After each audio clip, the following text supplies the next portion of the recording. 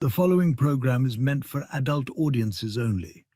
If you are easily offended, you are choosing to be offended by continuing to watch. If jokes upset you, whether bad or good, you might end up crying. Being a bitch in life is difficult, I imagine, but you must find a way to continue. For all the haters and lurkers, hope you enjoy the show. For the bigot army, enjoy the show. Don't be a pussy. にゃんちそうだ。テレビつけてもいいぞ。冒険アニメよりによってサイレンサー付きの拳銃だとワクワク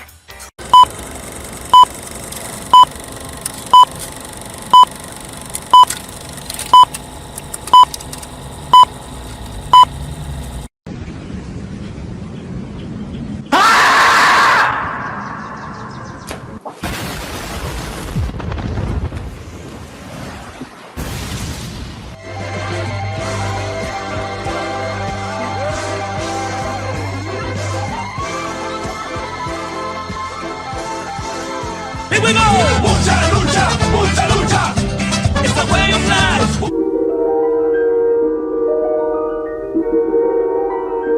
There is a fifth dimension, beyond that which is known to man. It is a dimension as vast as space and as timeless as infinity.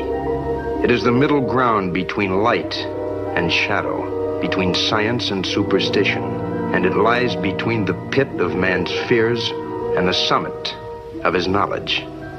This is the dimension of imagination. It is an area which we call the Grifter Zone.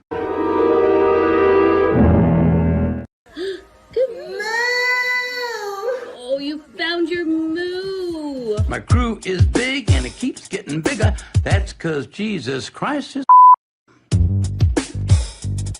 Man, I want to get drunk in a hotel room with you.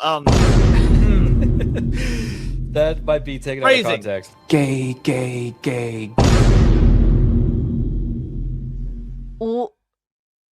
No.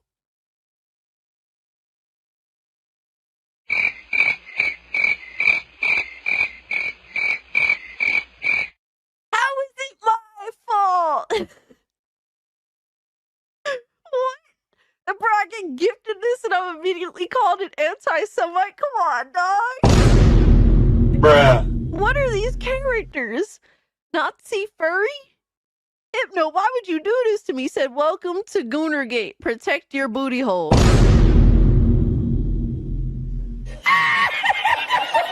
What's up, nerds? It's Alyssa Mercante, Kotaku senior editor, and Nobody even wants you here.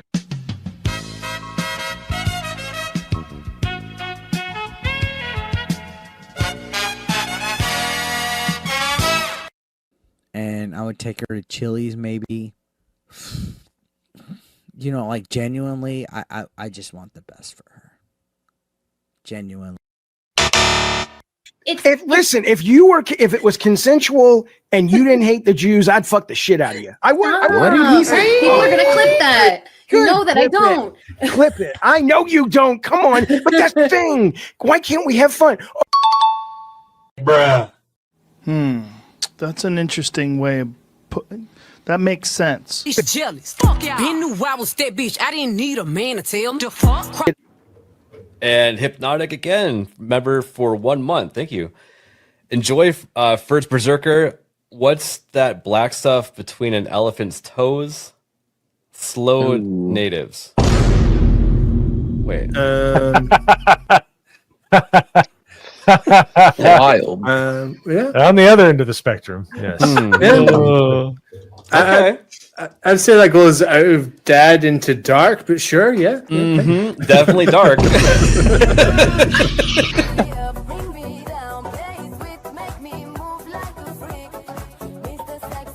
Somebody replies and it says, "This is embarrassing." And he says, "Not as embarrassing as your take on trans kids. It was not researched. It was cruel and it had no basis in facts. So forgive me if I don't take all your takes that seriously." Who's this person? Bruh. Look at the fucking thumbnail. God of Cuck meltdown. Oh my God, look at this. Oh man. Yeah, sure. Trans kids, for sure, man. Right, but you're giving an opinion on an article with a headline that's inflammatory. So the fact that you're giving an opinion on what's on screen, Did I focus on the inflammatory nature of the headline? Well, can I assume that everything in this article you would agree with? You shouldn't assume. It makes an ass out of yourself and me. Okay, so down his timeline, you're gonna see a lot of ass and titties. Okay, me on my Twitter timeline, you ain't gonna see none of that. As a matter of fact, like I can show you, I can scroll down my entire news feed on Twitter.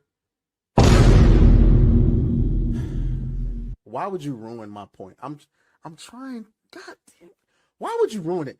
I didn't do that. I don't know who this chick is. Why would you do that?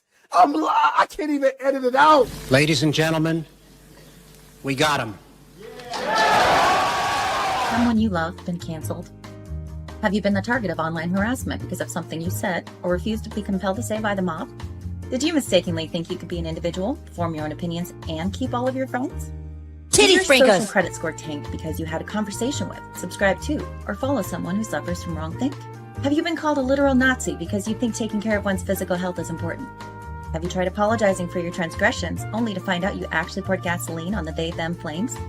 Have you ever had a politically incorrect thought or, heaven forbid, made an off-color joke? Well, we here at the Office of the Cancelled are here for you. As a member of the club, we offer exclusive trading cards, flak jackets, lapel pins, access to bomb shelters, as well as audio tracks from based artists that are sure to pump you up for a day at the range and get some of that much-needed two-way therapy. Remember, folks, you're only canceled if you let yourself be canceled, and every one of those collectivist NPCs can go fuck themselves. Eating the dogs, they're eating the cats. Eat the cat, eat the cat. I'll wait some time because the longer we wait, like the more realistic it'll be, you know, when he comes back to life. The touch of the black man in a woke story. The God hand shining down, shining upon thee. White man as you lay down. Cis white man and couple in background. Understand the power of a black man is a God hand. Pro-black Twitter I breathe life into you. One touch is not enough from greatness. One touch from the black man. Watch me do it again. Kneel and be amazed at the touch of the black man. Ooh. I bring life. I bring life. pro-black Twitter hoes. That's right! That's right! Robocock, don't clip that, no! Bruh. Oh God, that's getting clipped. Hey, yo, what the fuck? Oh shit. I was doing so good tonight too.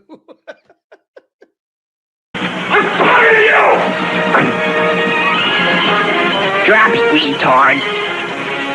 Robocock.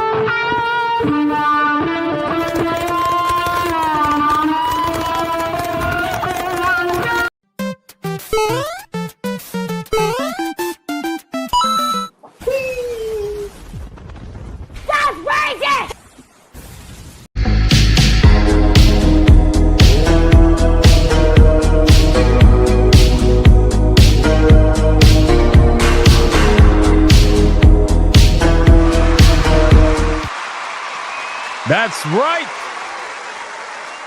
God damn it. Ladies and gentlemen, welcome to another episode of Hypnocast. That's right, we are live, boys. We are live, we are live, we are live. We're going to dive down the rabbit hole that is known as the internet. But before we do that, we got to bring it in close, guys. Listen, it's Friday. All right, it's Friday. Everybody likes Friday. I think we like Friday a lot more than we like Monday. You know what I'm saying? Which is, it's a confirmed statistic. It's a confirmed statistic. So bring it in here. Come on, we need to fucking hug it out. We need to hug it out right now. Stop being scared. Stop being scared. Although it's a little weird. Voice of the Water saying hugging your liver. That's weird. That's not normal, right? That can't be normal. But regardless, listen very closely to the following message. Do not fucking touch Santa's hairy belly. If you're watching on YouTube, like the stream. Like it now. If you're watching on Rumble, like the stream. If you're watching on Twitter, like the post. And if you're watching anywhere else right now, think about it. Think about it. Think about it. Think about it. You're gay. Go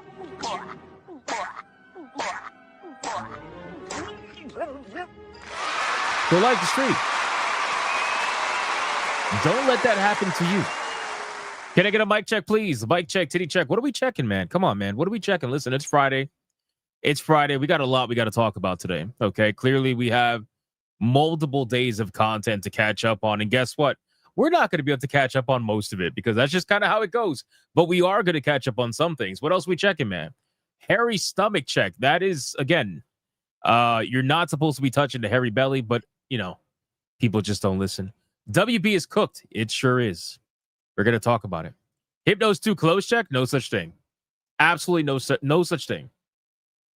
Santa's hairy belly check. Again. We're not supposed to be doing that.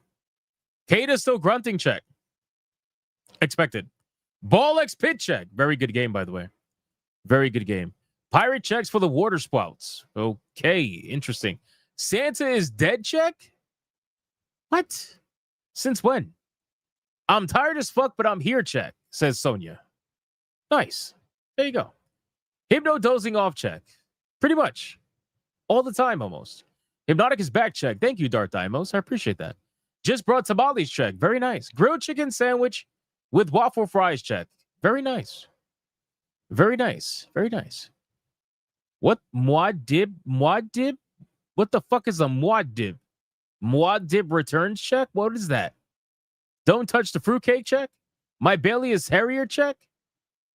What the fuck? Octopath Zero. Oh, is that out? Is Octopath Zero out already? Wasn't it supposed to come out today? Shit, man. Dude. Fuck. Too many games, dude. Too many games. Too many. Oh, it's a Dune reference. Oh, shit. My brain blanked on that. Nice. Smash JT's chat GPT tweets won't stop check. Nope. No, they won't. Our ESG scores are at their maximum. We are fully funded. Like the stream. Let's do the Bigot Army roll call. Let's see who is in this chat right now. Aside from former Kotaku Uridalis Black Samurais that unfortunately did exist at one point but no longer do, and people that swear that I was dead, but I'm not. I'm here. I'm not dead. I'm alive. We got D-Mag. What's up, D-Mag? How you doing? We got Pizza Cat. Leet. Says he's getting a new controller. Very nice. Congratulations. That's awesome. DJ Conic over on Rumble. Odin Dark. Assassin 86. Space Monkey. Mr. Melancholy. Kiata Coley. We got Archangelus. We got Hanny. Peaches and Cream. Moogle. Joel. We got Guderdamus. We got Deku Leader. We got Jiro. We got Wingnut. We got Denko Orange. We got Trasito. I have to say that very Spanish-like. It's real ultimate spick right there. We got Creeper 07. Beautiful Zexel. Hairy Belly Tickler. Well, anyone want some dancer jerky? I warned you. By the way, what? Dasher is missing. Why is your profile pic? Did you kill Dancer? Did you kill? Is that a profile picture of Dancer cut up? Bro, what the fuck? This is turning into a horror story. This is supposed to be for Christmas. This is supposed to be for Christmas. What the fuck? Oh shit. Oh man. Dasher is now missing. Oh my god, bro. Listen, man. I don't know. I don't know what's happening. This is not Halloween. Okay. This is not Halloween. It's got dark real fast. Yeah, you're not kidding. Dark meat all day long, it seems like. Holy shit, man. Danko Orange, Frenchie 07, Dragon, Yamato 85. Dark Daimo says he thinks he's here, but he's not sure. He's not sure, ladies and gentlemen. The voice of the water, Matthew Mafu, Inferno Hell Knight, True Aztec Warrior King, Demon Wing. Shout out to you, brother. We got Janarthis, says present. Commander Sonok, Tanya Raven, I'm here butt naked. Yeah, I don't believe that. There's no women on the internet. I'm sorry. That's just the rules. That's just the rules. So that means that if you're butt naked, that means your balls are swinging in the air right now. We got Sonya Lisette. We got Adam Juman over on Rumble. We got Romanizer 24, Secret Final Boss, 17 Crash. We got the legend here, Dr. Spike. Shout out to Dr. Spike. Appreciate that, brother. We got Blue Octopussy, Lucky Boy, empanadas with a side of chicken fried rice. That sounds really good. It actually sounds really good. More dots. Digiconic on Rumble, Alucard, Magdi, Ali Kusanagi. Who else we got in here, man? We got Nick Havoc, Ron DFK. We got Deco Leader. We got Sleeping Nova, the Black Tailgate. Matthew with the Hero. Prees. All right, four more people. We got to get on with the show. Old Man Cat says, fuck your feelings. Shout out to Old Man Cat. Bugsy. Calculator Golem. Kiara Coley. Mookie Dookie over on Rumble. Who else? We got D-Bag again. We got, let me scroll down. Kira Vindi. We got Wingnut on Rumble. We got Jason Alator. Barry Dixon Butts. Trustito again. Panthera. And last but not least, we got Michael Ferguson. We got I. We got the King Joker 85. We got Assassin 86. We got, let me scroll down. Who else? Secret Final Boss. We got Jumbie 9. Mars Melon. Light Ferret on Rumble. And we got 2K GameCuber. Thank you. Archangelus. And Timebound Howler. All right, boys, listen. I called out as many people as I possibly could. Let's sacrifice your fellow Big Army member. And let's see who's going to get the glorious Friday money shot. And apparently there are butt naked people in their chat. So I feel like that makes them really easy targets. But let's find out. Let's see who this lands on. We got Hanny by the power of the goon oil. The next twat down by 7 will be sent to Kata's toilet and soar Santa Claus's asshole with Sonichu's sword. All the while, Hypno gets cucked by Nintaler JT. Wow. Is that what's happened in the last 2 days? Have we gone from... Wait. Have we gone from calling Smash JT every other name in the book to now it's Nintendo Toddler JT? Holy fuck. That's crazy. 1, 2, 3, 4, 5, 6, 7. Voice of the Water says no Diddy. No Mercanti, no IGN. The vengeful rates of the turkeys and swine sacrifice for Thanksgiving descend upon the person down by 5. Dragging them down to gluttony, the third circle of hell. Fuck, that reminds me of Dante's Inferno. 1, 2, 3, 4, 5.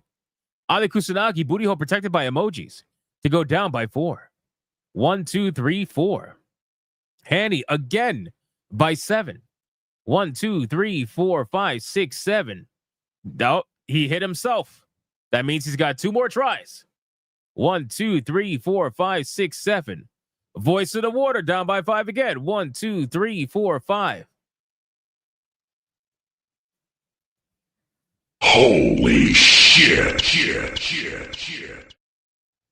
So you guys had the opportunity to snipe somebody fully naked in the chat. And instead, you sniped the only counting official moderator tonight? It's Friday, boys. It's Friday. How is she going to be able to count now? How is she going to be able to count now? It's Friday. Damn.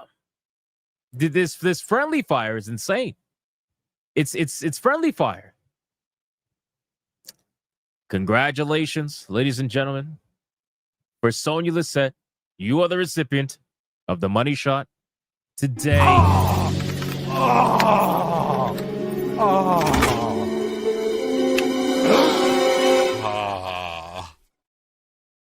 What the? Like the stream. That means the calculator is going to be all sticky now. It's not good. It's not good. All right, boys, listen, we got a lot we got to talk about today. All right. We're going to be covering Netflix and Warner Brothers. Obviously, it's been announced that Netflix is trying to purchase Warner Brothers. They have already claimed victory in the purchase, even though it's not finalized yet, obviously.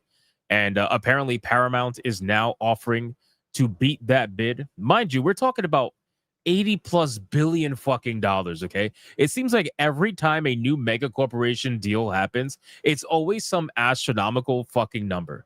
Okay, it's like it just keeps getting worse and worse and worse. But anyway, we're gonna talk about the Netflix and Warner Brothers deal. We're gonna talk about this video game that it's called Postal Bullet Paradise. Okay, well apparently the game it's a franchise of sorts. I'm not familiar with it. Forgive me, but apparently they had announced this game, and then within 1 day of being accused of utilizing AI in the video game, they apparently melted down, attacked the fans, and they just flat out canceled the fucking game. They canceled the game. They said, fuck you guys for accusing us of using generative AI when we never did so. We're canceling the game and we're canceling all future projects or something like that. It's insane. It's crazy shit. Crazy shit. So we're gonna go over that game. We're gonna talk about it. That's the game that's in the thumbnail today. We are also going to be going over Fallout. Apparently, Fallout's co-creator, and we've done a video or two on Tim Kaine, but apparently Tim Kaine is out of retirement, and now he is back at Obsidian Entertainment working on a brand new project, but he won't say what it is because, well, obviously, NDA and all that stuff. So we're going to talk about that as well. We're going to talk about Hytale. Hytale, I wanted to talk about Hytale yesterday, and I didn't get to fucking talk about Hytale yesterday because I died. Hytale apparently is refusing to release their game on Steam because they don't want to deal with the negative reviews. It's like, what? What are you talking about? So anyway, we're gonna go over that, discuss that a little bit. We got some fast topics to go over. No indie games to go over because we're gonna be reacting to the PC Gamer Showcase. We're gonna do that after we talk about the other topics. So we're gonna do regular topics first, and then we're gonna do PC Gamer Showcase, and then close out the stream with some really nice titties. So that's basically going to be it. All right, boys.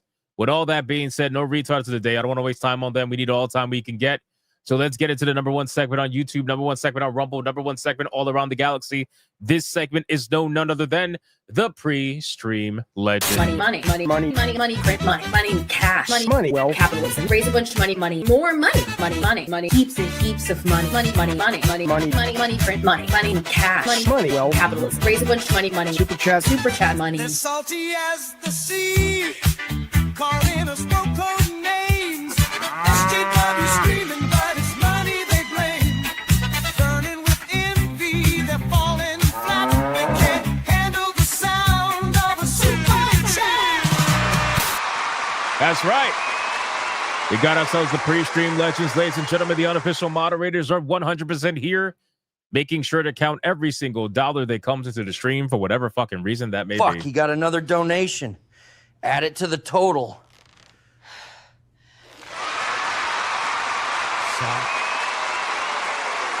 So let's get right into it. And if we get lucky, we'll be able to, well, technically we already hit tier 1 according to Sonia.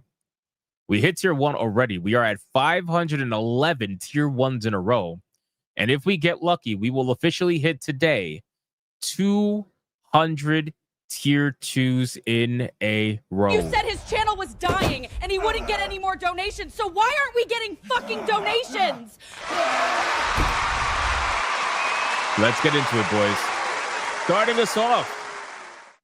us off, the absolute legend that is none other than King Demon Wing. King Demon Wing with a 5 membership banger. Let's fucking go! It's a membership banger! And considering that is the first membership banger of the stream, we are 2 days without any Kiryu. You already know what that means.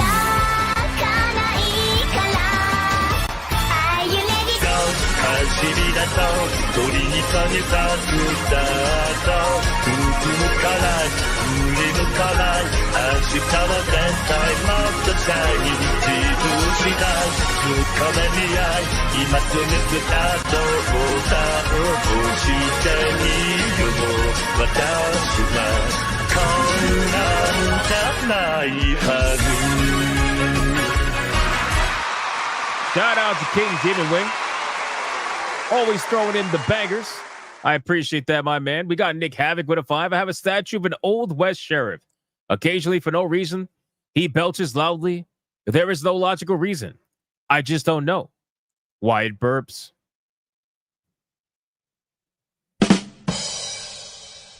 You know, I may have missed streaming a lot the last 2 days, but I will say it was extremely peaceful not having these dad jokes. I'll say that. I'll say that. Old Man Cad with the 5 membership banger. Look at this guy. Shout out to Old Man Cad. Hey, yo, Buck, is that what I think it is? Well, golly, Chuck, it's a membership banger. Thank you so much, Old Man Cad. I appreciate that, brother. Then we got Old Man Cad with a 2. Says, what nationality is Santa Claus? North Polish. Again, reference my previous statement. Mr. Melancholy with a 2. Netflix buys Warner Brothers, makes it lame and gay. That's about accurate. D-Mag, well, to be fair, some of the stuff they were already doing was already lame and gay. So there you go. D-Mag becoming a member all on his own. Shout out to D-Mag. Thank you so much. I appreciate it. Old Man Cat with a 2. How does Christmas Day end? With the letter Y. I feel like he's Googling these. I don't know. Old Man Cat with a 5. Why is everyone so thirsty at the North Pole? Noel. He's definitely Googling these. Old Man Cat with a 5. Why did the snowman turn yellow? Ask the little boy over there.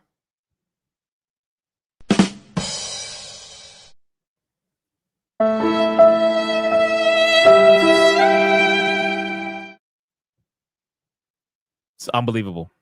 Blue Octopusy with 8 months. So excited for the new JWE3 DLC. Wish they'd make a myth version. An archaeologist discovered the largest leg bone ever recorded. It was quite the shindig. This is like literally everybody. This is literally everybody. What the fuck? Dr. Spike's here to save the day. To break us up from this fucking dad joke catastrophe that's happening over here. Dr. Spike with $100 Red Boy hyper banger and the first one of the stream.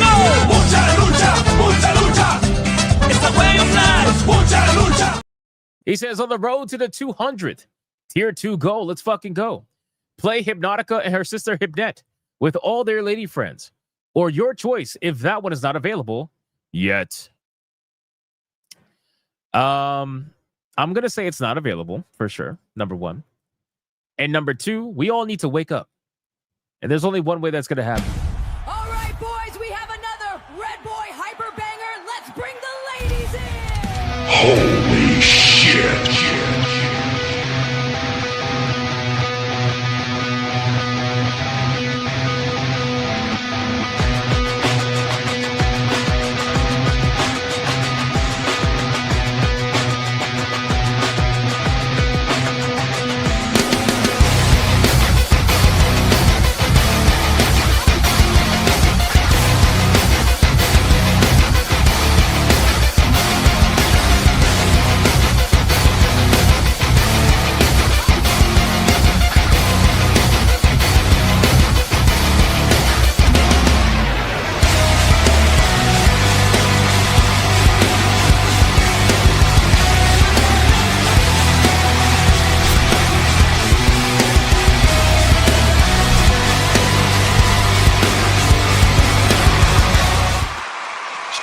out to Dr. Spike, getting us ever so closer to tier 2.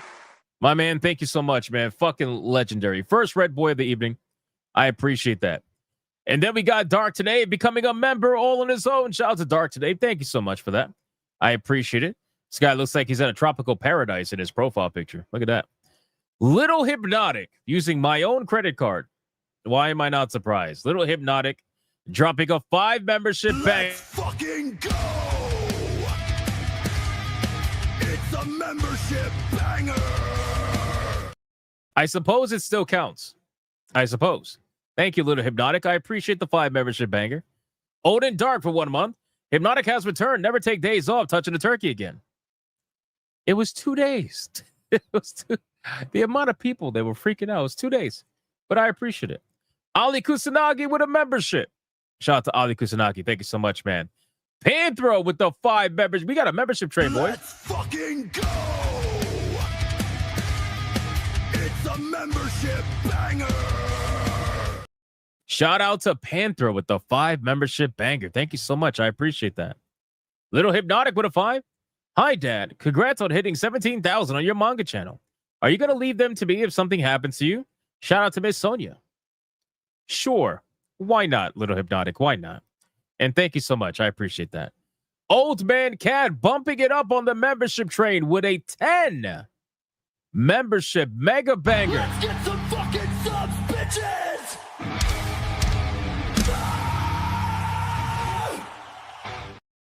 Shout out to Old Man Cad with the 10 membership mega banger. Thank you so much, man. And then Peaches and Cream followed it up with another one, guys. I don't know what's going on, but the membership train's insane right now. Holy shit. Let's fucking go! It's a membership banger! Peaches and Cream dropping a 5 membership banger on the chat. Thank you so much. I appreciate that. Dragon Reborn dropping a 20 on. Here we go! Mucha lucha! Mucha lucha! It's a way of life! Mucha lucha! He says, unfortunately, can't catch the stream. Glad you're well and good. Thought McLovin and McDuggins had captured you, stripped you down, and had their wicked way with you. But glad you survived and alive. Much love to you, brother. Keep being great. That was highly descriptive. That was a little bit descriptive. But thank you so much, man. I appreciate that, Dragon Reborn. It's all good, man. It's all good. Catch the replay if you're watching this. I appreciate it, man. Thank you. Blue Octopussy with a 2, heading out to see Five Nights at Freddy's, so give me Santa. That's crazy, bro. First off, I heard that movie's getting felted right now. I heard it's getting felted. I don't know why. I thought everybody loved Five Nights at Freddy's. I guess it must. I don't know. Interesting. Adam Rabir with a 5. Most dangerous types of canoes are volcanoes. Wow. Wow, Adam. Gray the Merchant for 10 months. Yo, all just started my YouTube journey. I thank Hypno for the inspiration. Nice. Having fun and learning along the way. Love all. I'm excited to try new stuff. Always try new things, Gray. Always, man. Keep killing it. That is awesome. I'm glad to hear it. That's fucking awesome. Shout out to you, man. Odin Dark with a 2. What is Dancer's favorite game? DDR. Valkyria Winter becoming a member. All on their own. Shout out to Valkyria Winter. Thank you so much. The Traveling Goop.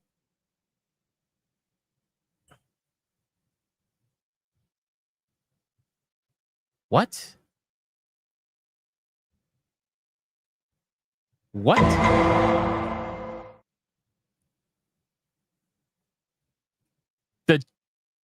Wait.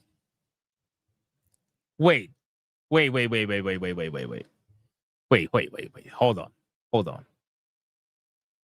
What? We have a goose now. We have a goose now. So it's not just a turkey anymore. Now it's a goose. Have you been reincarnated as a goose? The Traveling Goose for a 2. Seattle Space Needle. Honk. When the fuck did this happen? I've been gone for 2 days. When did this happen? Oh my God. Now we're going to have 30 days or whatever, how many days? We're going to have like 25 days of a traveling goose. Holy shit, boys. What is going on? What is going on? Raptor Kratos with a 5. Smash JT and Hypnotic have the herp from touching the turkey. I definitely do not. I definitely do not. Tanya Raven with a 2. Sonya, you're the greatest spot here at Old Man Cad middle finger. Damn, bro. Old Man Cad, what'd you do to Tanya? And then Tanya became a member. All on their own. Shout out to Tanya. Thank you so much. I appreciate that. Trapnotic with a 4.99. Can't wait for Netflix to add the Nemesis system to Cuties. Bro. Now that was funny. That was funny. The Nemesis system to Cuties is diabolical. Cuties, the open world MMORPG. Remember? Can you imagine that? Holy shit. Dart Dimos with a 1999. Here we go! Mucha lucha, mucha lucha. It's the way of life. Mucha lucha. He says, waiting on my second grandchild to be born. Oh, shit. Oh, shit. Shout out to Dart Dimos. Congratulations, my man. Holy fuck. Congratulations on your second grandchild. That is awesome. You must be anxious. And here you are hanging out with us. That is awesome. The bigot baby. Shout out to you, brother. Thank you so much for the 1999. And congratulations again.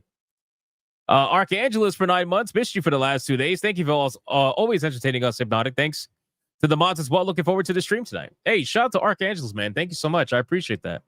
Very nice of you to say. Very nice of you to say. All it takes is for me to be gone for 2 days and suddenly my stream gets taken completely out of the algorithm. But that's fine. We're going to grind our way back into it like we always do. And then this guy for the second Red Boy. Here we go! Mucha lucha! Mucha lucha! It's the way of life! Mucha lucha! Dr. Spike with a $100 Red Boy. Hyper Banger says, now we're closer to tier 2. The choice is yours. All right, boys, it's another Red Boy Hyper Banger. Let's bring the ladies in. Holy shit.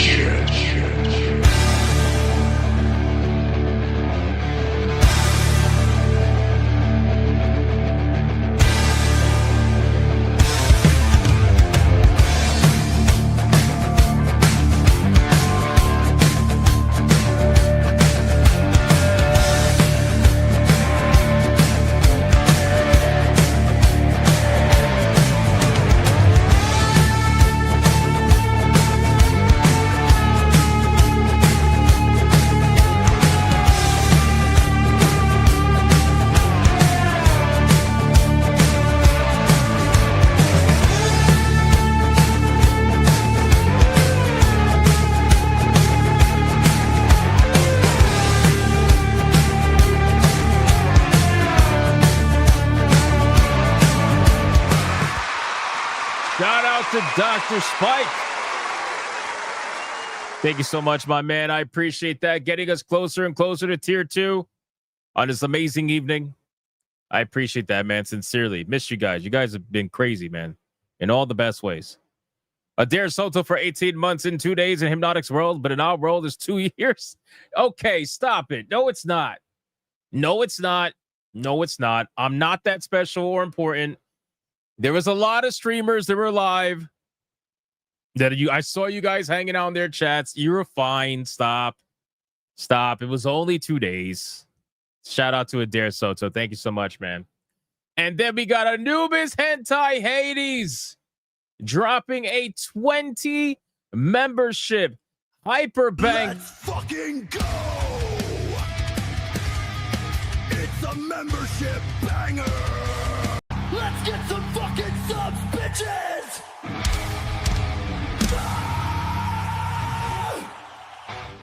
Shout out to Anubis Hentai Hades with a 20 membership hyper banger, making us officially surpass tier 2. You ready for this, unofficial moderators? You ready for this? For the 200th time in a row.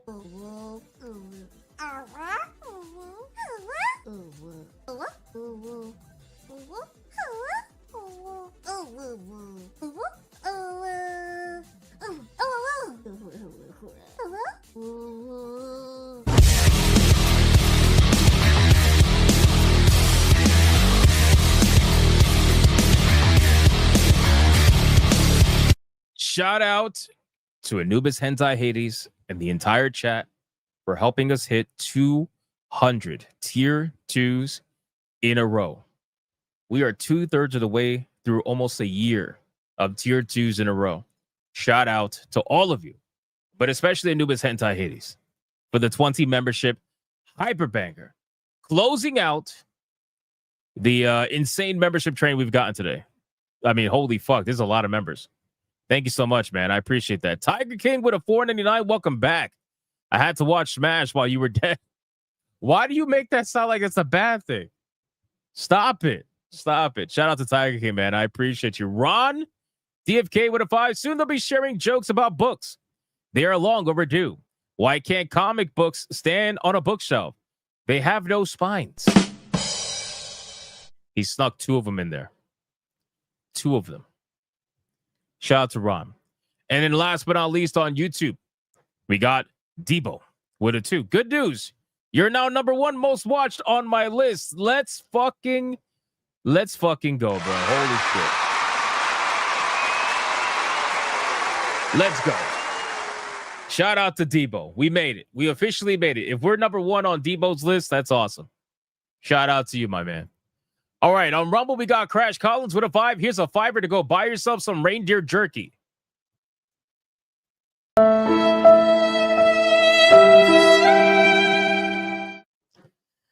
God damn it. Like, seriously? Torno with a 5. What do you call a snowman with a 6-pack? An abdominal snowman.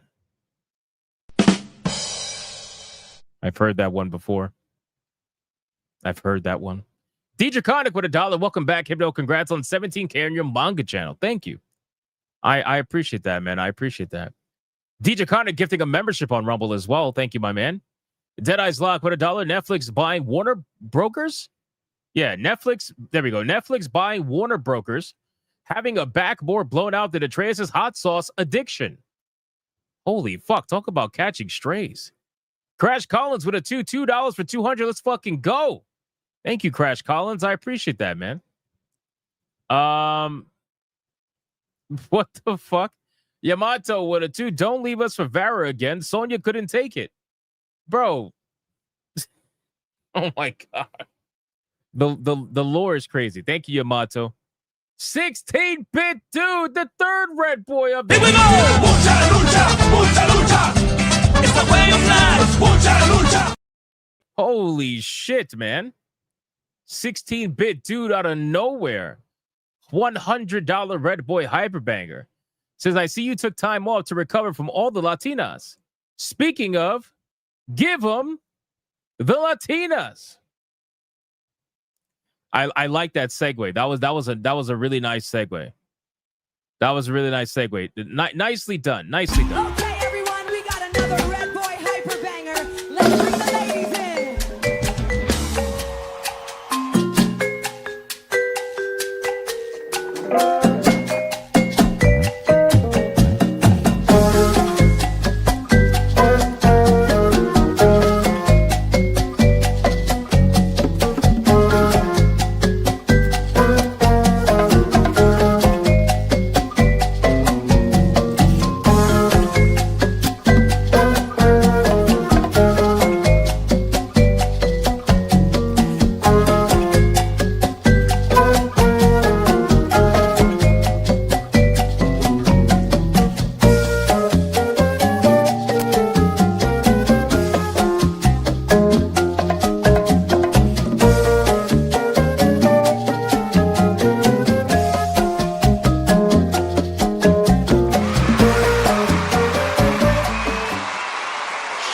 The 16-bit dude giving us the 3rd red boy of the evening like an absolute legend.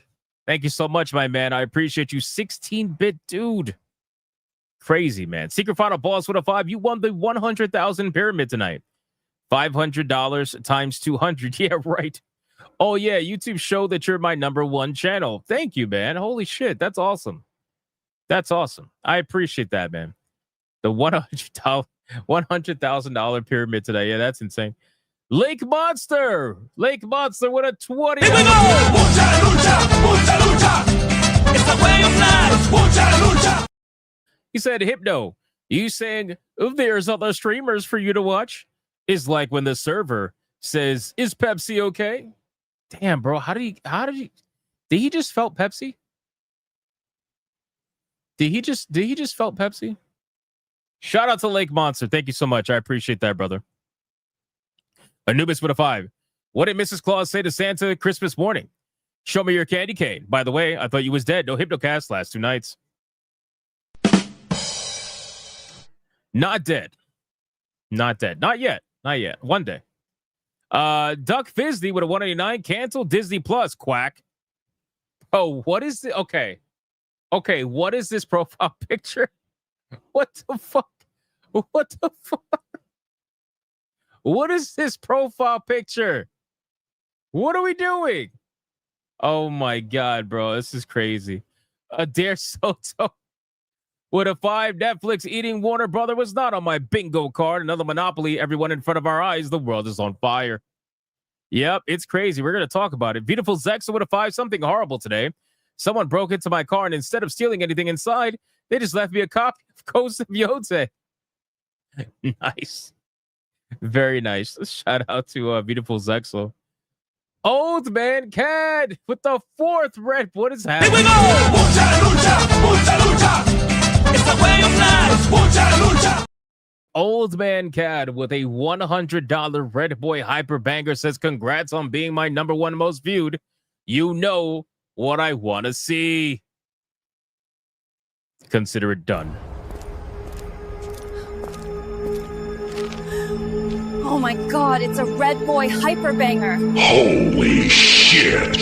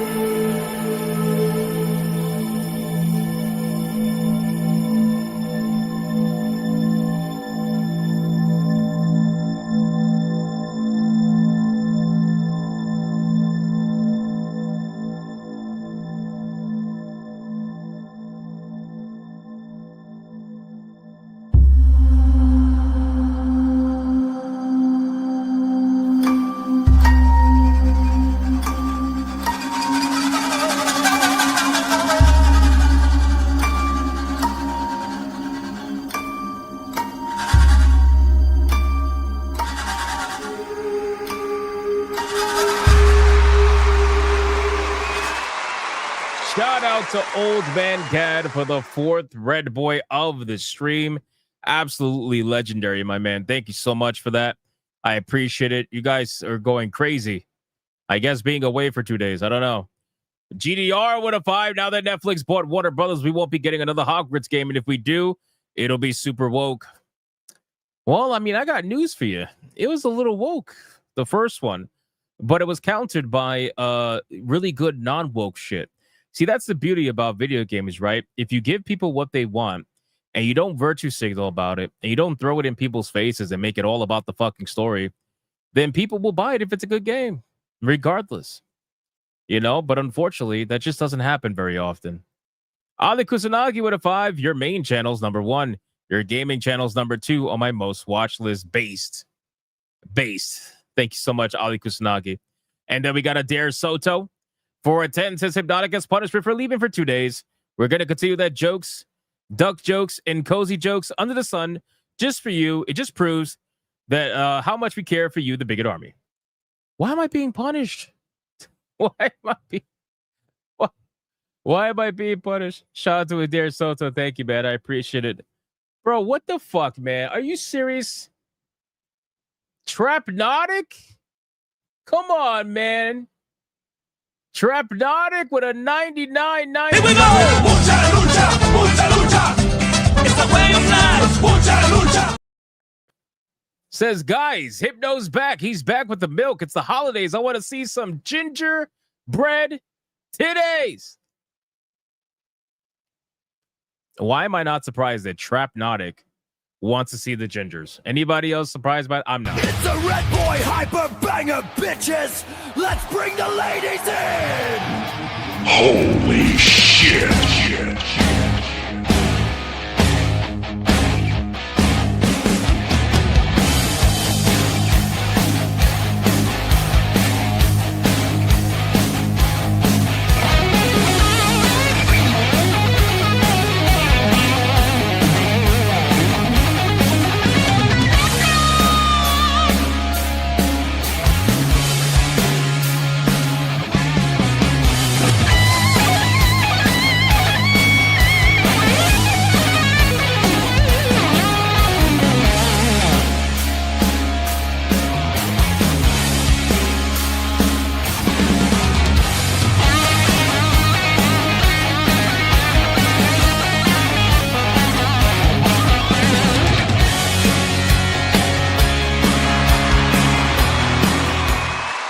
Shout out to Trapnotic for completing our goal. That's insane.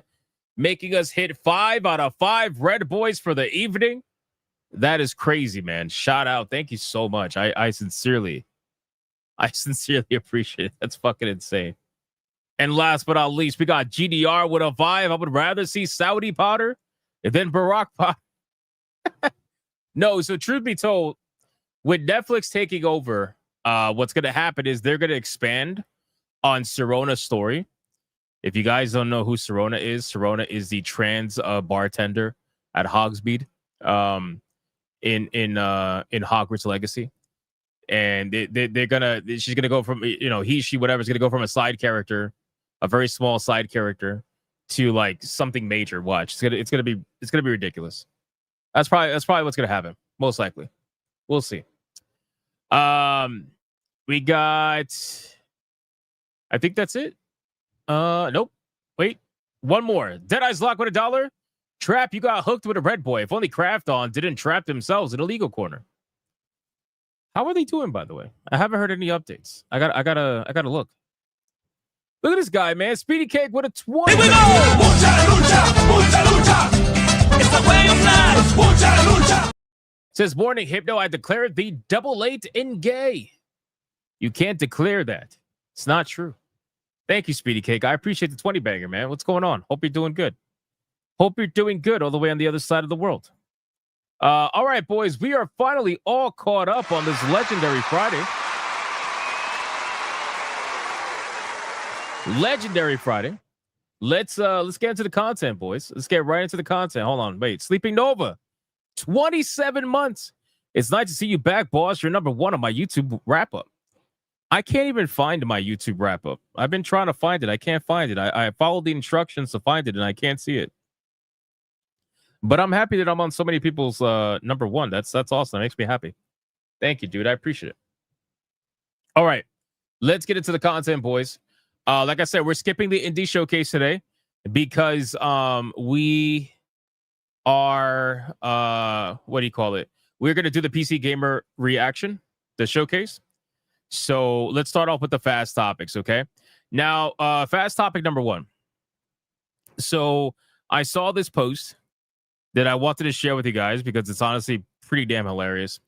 And it goes to show just how much these people will fake it. They will fake it. They will fake it until they fucking make it, boys. We got a post from Veridark. Check this post out.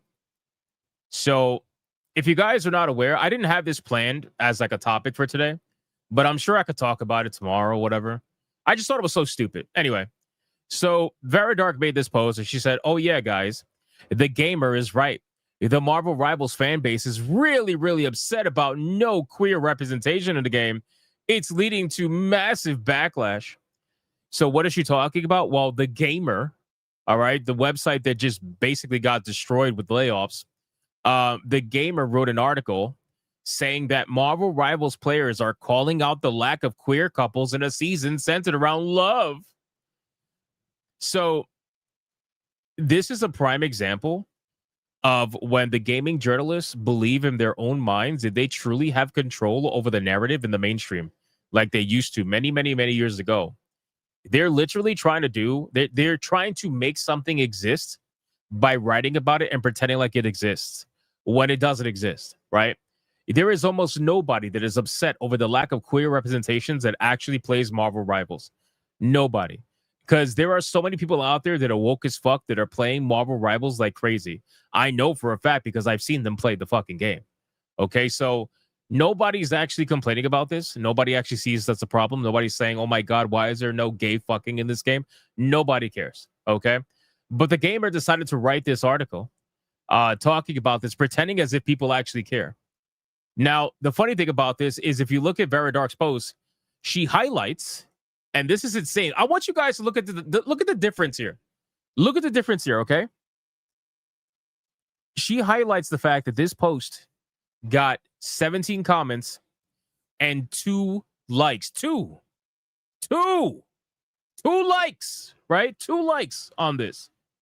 Mind you, Veridark has 45,800 followers.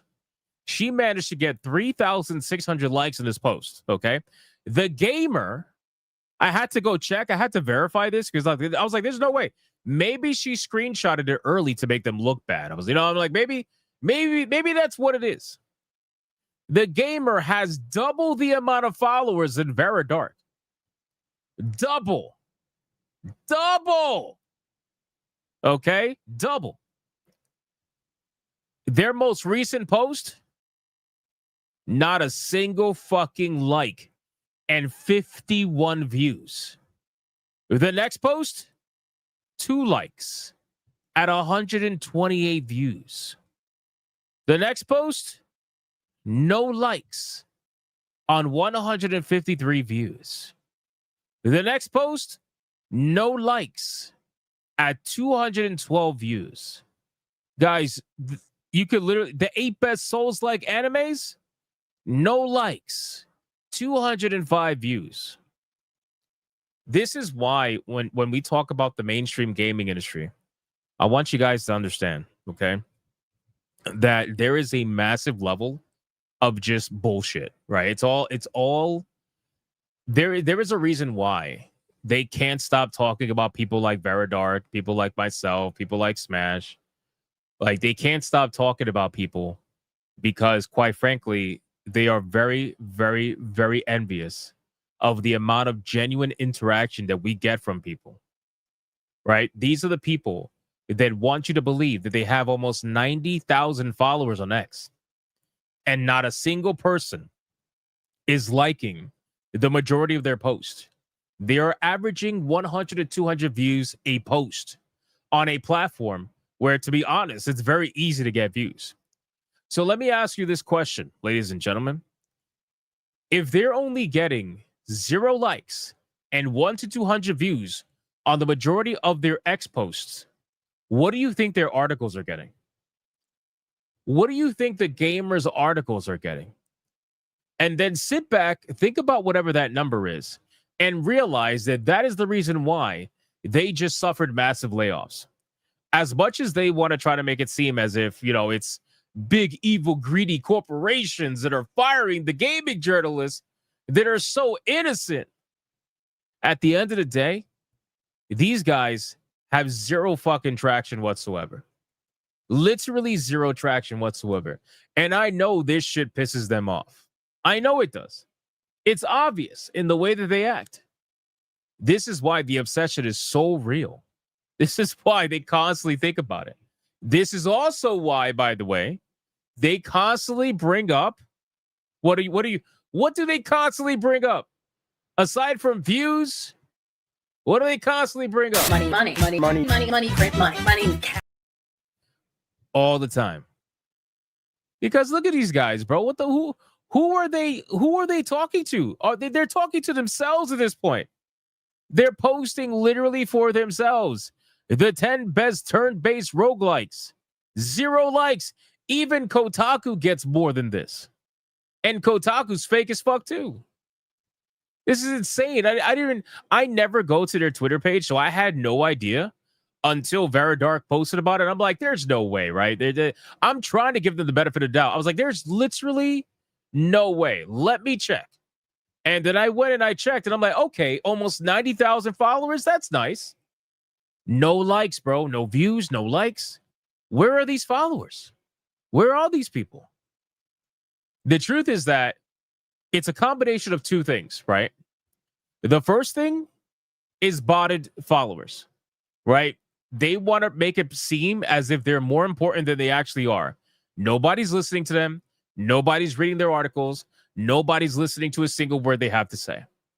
But aside from the botted followers, what it is that it's an industry that tries to convince each other of their virtue when not actually having any virtue whatsoever. What do I mean by that? Well, this is an industry that people will follow each other and pretend to support each other, right? You'll have people talking about how they have to uplift other people within the gaming industry, how they have to fight back against the negativity against the chuds. Meanwhile, it's all fucking fluff. It is literally all bullshit. You'll have people that'll follow this account claiming to be one with the gamer. Meanwhile, they can't even be bothered to like a single fucking post. They can't even be bothered, right? Now, I know people are going to say, well, Hypnotic, they're not verified. They didn't pay for verification. Yeah, they didn't pay for verification because I wouldn't pay for it either when I'm getting one like a fucking post. And the truth is that verification only really matters the most when it comes to replies. It doesn't really matter with post generation. I have seen people that are unverified go viral left and right. It all depends on what they're posting. The truth is that it is your replies that get boosted or not boosted depending on whether or not you're verified. And even then, it doesn't matter because it's not like these people are replying to anybody anyway. So again, ladies and gentlemen, it blew my mind to see these numbers and be reminded that these people really, like nobody seriously gives a fuck about them. And they'll try to convince you and they'll write hit pieces. They'll do whatever they want. They'll talk about the chuds, talk about grums, talk about whoever they want to complain about throughout the day. Nobody's listening. Nobody cares. There is not a single person that's sitting down that is genuinely listening. And the funny thing is, people on their side aren't even listening. Because if they were, you'd at least get a couple of likes, right? You'd at least get a couple of likes. Something, anything. Even on Metroid Prime 4, a trending video game right now, you got 0 likes on it. 250 views, 0 likes. It's unbelievable. So, in any case, ladies and gentlemen, shout out to Very Dark for this. Again, I haven't looked at the Gamers X page. I don't think ever. Maybe once a long time ago in passing. But I'm glad to see that nothing has changed. And nothing will continue to change. Laptop Gun says they might get traction on Blue Sky. I highly doubt it. Because all those people that say they're using Blue Sky only, they're totally not on X. They're on X. They're on X with alt accounts. It's been proven already. They can't leave X. They need to stay with X because the truth is that they don't get the attention they're looking for on Blue Sky. Right? When they go to Blue Sky, when you're in an echo chamber, they're not happy because everybody's agreeing with what they're saying. And they say that they want that, or internally they might think they want that. But truthfully, they want the fight. They want the fight. They need the fight. They need the attention that comes with the fight. So they go to X to get that attention. So that's just what it is. That's what it is. All right, boys, let's move on. Shout out to Very Dark again for that post. That was pretty fucking hilarious. We got, this is interesting. I want to talk about this really quick. So the video game Odi Knock, or whatever the fuck it's called. What is it called? Odi Knock from Kojima. Well, I just did a video the other day about Eidos Montreal. Check this out. Hold on. So Eidos Montreal recently is experiencing more layoffs for a multitude of reasons. This is a studio that while they put out video games that I personally enjoyed, they've also put out bad video games as well. And ultimately, they just made really bad financial decisions. But apparently, it's been revealed that they worked on Kojima's Odi Knock before being asked to move to Japan, which is really interesting because I don't think they've ever mentioned that they worked on Odi Knock. I don't think they've. It's not even in their Wikipedia. When you go to Eidos Montreal's Wikipedia, you look at the games that they worked on. There's no mention of Odi Knock anywhere, which is very weird. So I'm really not sure what the deal is with this, but apparently it's a thing. Insider Gaming has learned that Eidos Montreal worked with Kojima Productions on the developer's new game, Odi Knock, for around a year before some of its developers were asked to move to Japan. According to sources who added further context to our past report on the current layoffs at Eidos Montreal, Odi Knock, which was previously known as Overdose, had been in development for around a year in 2023. The game was internally known as P21, but development of the project at Eidos Montreal ceased after a request from Kojima Productions to have the developers move to Japan and cut ties with Eidos Montreal, said oh, wow. Okay, that makes sense. Damn, Kojima's a fucking... Wow. He's like, all right, listen, I like you guys, but I don't like you guys working for this company. So how about you come work for me and you move to Japan and you say, fuck Montreal. Holy shit. Holy shit. That's actually kind of funny. So it says at the time of the request, around 20 developers were working on the project. Okay. So this makes sense. So basically This is probably the reason why they haven't listed it as a game that they worked on their Wikipedia or anything. Okay, that makes sense. That makes sense. But still, that's fucking hilarious, bro. He said, "Listen, I will pay you to leave Canada. Get the fuck out of Montreal." That is that's king shit, bro. Holy shit. All right, let's X that out. This caught my attention. It is not video game related, but it caught my attention regardless because it's kind of video game related, but not really. The Witcher. Everybody knows what's happening to The Witcher right now, okay? The Witcher season, what is it, 4? The Witcher season 4 is not doing well. Let's just leave it at that, not doing well. But apparently, it's been revealed that it wasn't just Henry Cavill that wanted to leave the show.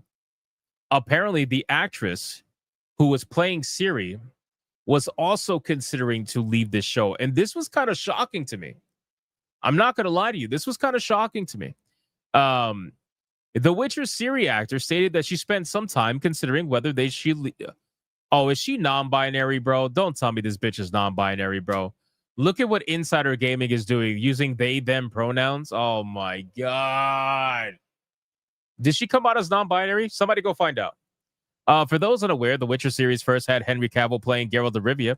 However, he had to leave the show before it ended, with Liam Hemsworth completely destroying the show, by the way. Henry Cavill's leaving was shocking news to all the fans, and it seems it was a shock to cast members as well, because one of them considered quitting along with him, which goes to show that this show is clearly not in such a good space as everybody wants to believe that it was, or the director wants you to believe that it was. Because the director, I forgot her name, but she tried to make it seem like it was Henry Cavill that was the problem. Well, apparently not. Not if this girl wants to leave too. Freya Allen opened up about considering quitting with Henry Cavill. Allen spoke about how season 3 of the show is difficult for everyone, and how she, okay, so they use they and then they use she, okay, whatever. She was only informed about Henry Cavill quitting one day before it was announced to the public. Allen added that she cried as she wanted to complete the series with the guy who had played her adopted father. Allen added that for the first time, she began to see what life would be like away from The Witcher, and spent a solid amount of time considering whether she should quit her role as Ciri alongside Henry Cavill. However, as we all know, she ultimately chose to stay back and make the most of every moment. Well, it's also about the money too. It's also about the money too. Allen also talked about how she was inspired to take on Henry's role after he left. Yeah, that's not happening. Who was always so knowledgeable and loyal to the books, pushed for certain lines to be included. You see? You see? And they tried to make it seem as if that wasn't happening, but that absolutely was happening.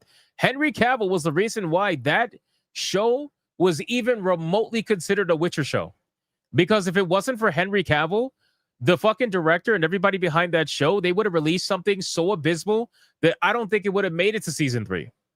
It's because of Henry Cavill constantly pushing for certain things, because he's a real fan. Like, he's an actual real nerd. I feel like that's been proven at this point. Considering he's the reason why that happened. And once he left, that shit, it was game over. Now it's a fucking CW show. It's a fucking joke, man. This thing is a whole joke. I feel like she should have quit, but I understand why she didn't. So I just wanted to talk about this because I thought this was interesting. It's a nice little revelation that we all knew was happening, but they love to pretend like it's not, of course. And you'll still have people on Twitter and everywhere be like, oh, that wasn't happening. That's not happening. Yeah, it's never happening until it's happening. That's always how it goes. All right, let's talk about Hytale. Hytale, this is a big one. I wanted to talk about this yesterday so bad, but I died. But now I'm back. So now we're going to talk about it. So let me catch you guys up really fast. A TLDR about the context of the situation. So if you guys are not aware, Hytale was canceled by Riot Games. Okay. Riot Games canceled Hytale and completely shuttered everything. The original co-founder for Hytale wanted and begged Riot Games to sell him back the game property, the rights, and everything. Right? He begged for it. Riot Games initially said no. Right? But after that, a couple of months later, recently, we found out that they came to an agreement, and Riot Games actually sold Hytale back to the co-founder, and now he has the full rights to the game. So, with that being said, Hytale was announced to be coming out, apparently. He has a build that's ready to go. He had claimed he had a build ready to go. He was not lying. And he's about to put the game into early access. However, this is where things get very weird. So he has openly stated that Hytale will not be on Steam when it launches into early access. And he said that the developers want to focus on the game and not focus on the negative reviews from players that aren't as well informed yet about what we are doing. Holy shit. That is cope. You are coping and seething. You just can't accept what you're seeing. So let me get this straight. Hold on. So early access, the entire reason for early access is so that you could get feedback from players. Considering Steam's massive player count, that would look like a really big missed opportunity. If you choose to not release on Steam because you are scared of negative reviews. So what this tells me is that this game, this version of the game that he has available for early access is so fucking broken that he knows that the moment he releases this on Steam, that is going to be hit with a bunch of negative reviews.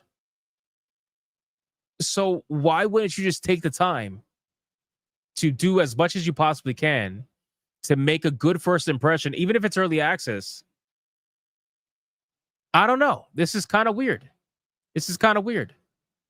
Because here's the thing. So DMAG, I kind of see where you're coming from with this. He says he knows the game he wants to make, doesn't care what people think. Kinda G. So I'm going to push back on that. So if he knows the game that he wants to make, and he doesn't care what people think, why is he refusing to put a video game on a platform because of what people think? Right? The entire reason why he doesn't want to focus on the negative reviews is because he doesn't want to care what people think. Well, if that's the case, then what the fuck does it matter? Just release the game on Steam, get maximum amount of players, because we all know if you don't release the game on Steam, you're not going to hit nowhere near the maximum amount of players that you can hit. So release the game on Steam, and let's figure it out from there. I mean, I really, is Riot telling him to say that? No. Riot has nothing to do with this. Dragon, Riot has nothing to do with this, right? So they have completely sold off everything. Now it's all on him. It's all on him, right? So I don't understand why is this a thing? Like, why do you care so much about negative reviews? Here's the reason why he cares. He knows that the game in the current state right now is just not up to par. Even for an early access, he knows it's not. And he knows that the negative reviews are going to come flooding in once people find that out after paying money to play this game. I think he was asking for like $20. I'm pretty sure like 20 bucks, I think was the cost, right? So he's asking people to come and pay $20 to play the game. He knows the game's going to get felted by negative reviews, and that's going to stop people from buying the game even after they fix the game. And I think that's his biggest concern. He's concerned that the negative reviews are going to go into mostly negative, and it's going to be impossible to climb out of it. But by the time the game is ready, if it's ever ready, he knows that people are not going to buy the game anymore because of the reviews. So he's trying to avoid that. But the truth is that you can't avoid it. By literally telling people that you're not going to release the game on Steam because you're scared of negative reviews, or that you don't want to deal with the negative reviews, that tells everybody that your game is not worth it inherently. At least in the current form that it is. And that's going to put you off from a lot of people. So let me scroll down. Where is it at? Hytale's back from the dead and heading for an early access launch in January, but in an unexpected twist, it will not be available on Steam. The absence isn't a Steam decision, though.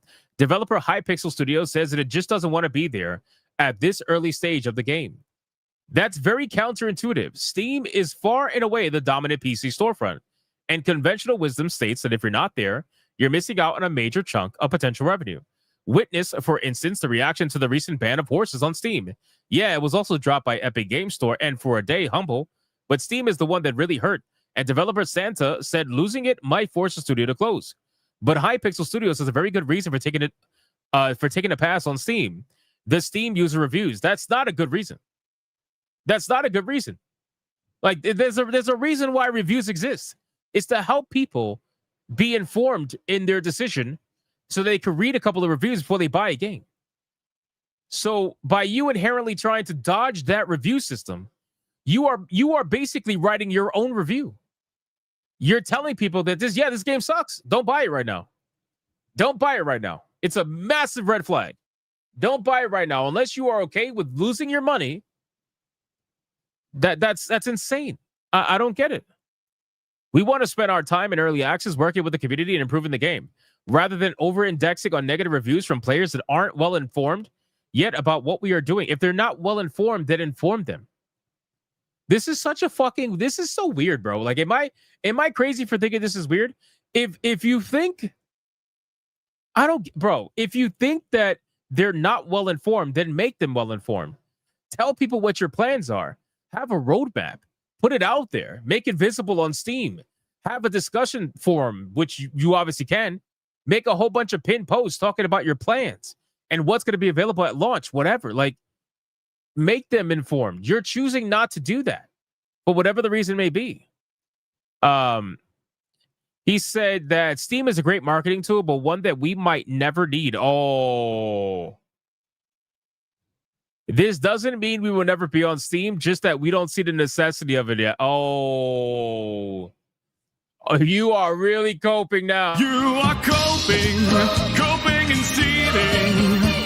You just can't accept what you're seeing. Bro, imagine being that guy in the room where everybody else and their mother is trying to get on Steam, and you're the guy who just spent millions of dollars buying this game from Riot Games. You're the guy who's like, yeah, nah, I don't need Steam. You really want to be that guy? Okay. All right. Yeah, I guess he thinks he's the next Minecraft in the sense that, yeah, we don't need Steam. Okay, I guess. Go for it. Let's see how it works out, man. But I'll tell you this. I don't think it's going to work out very well with that kind of an attitude, considering you're trying to dodge reviews. You know? So it says, just a reminder of two things. Hytale is not a new indie project struggling for eyeballs, but a very high-profile game with a big built-in audience. And two, the Hypixel founder and savior, Simon Collins LaFlame, has said repeatedly that it won't be very good when it first rolls out into early access. So if you're transparent with people and you tell them that it's not going to be very good, then I don't think people are going to hate you for that necessarily if the game's in early access, as long as you're transparent with them and tell them, hey, we have a very early build and we want to build this with you guys and we're going to go every step of the way. But you're not wanting to do that. I guess, well, I don't know. It's interesting. It really is an interesting choice right here. So, and here's the cope. And that's potentially a big problem on Steam, where user reviews are regularly weaponized in response to grievances that may or may not have anything to do with the game being targeted. It may not actually be a grievance at all. Yeah, says the journalists who love to cause shit and try to air fake grievances against Asian developers. Yeah, that makes a lot of sense.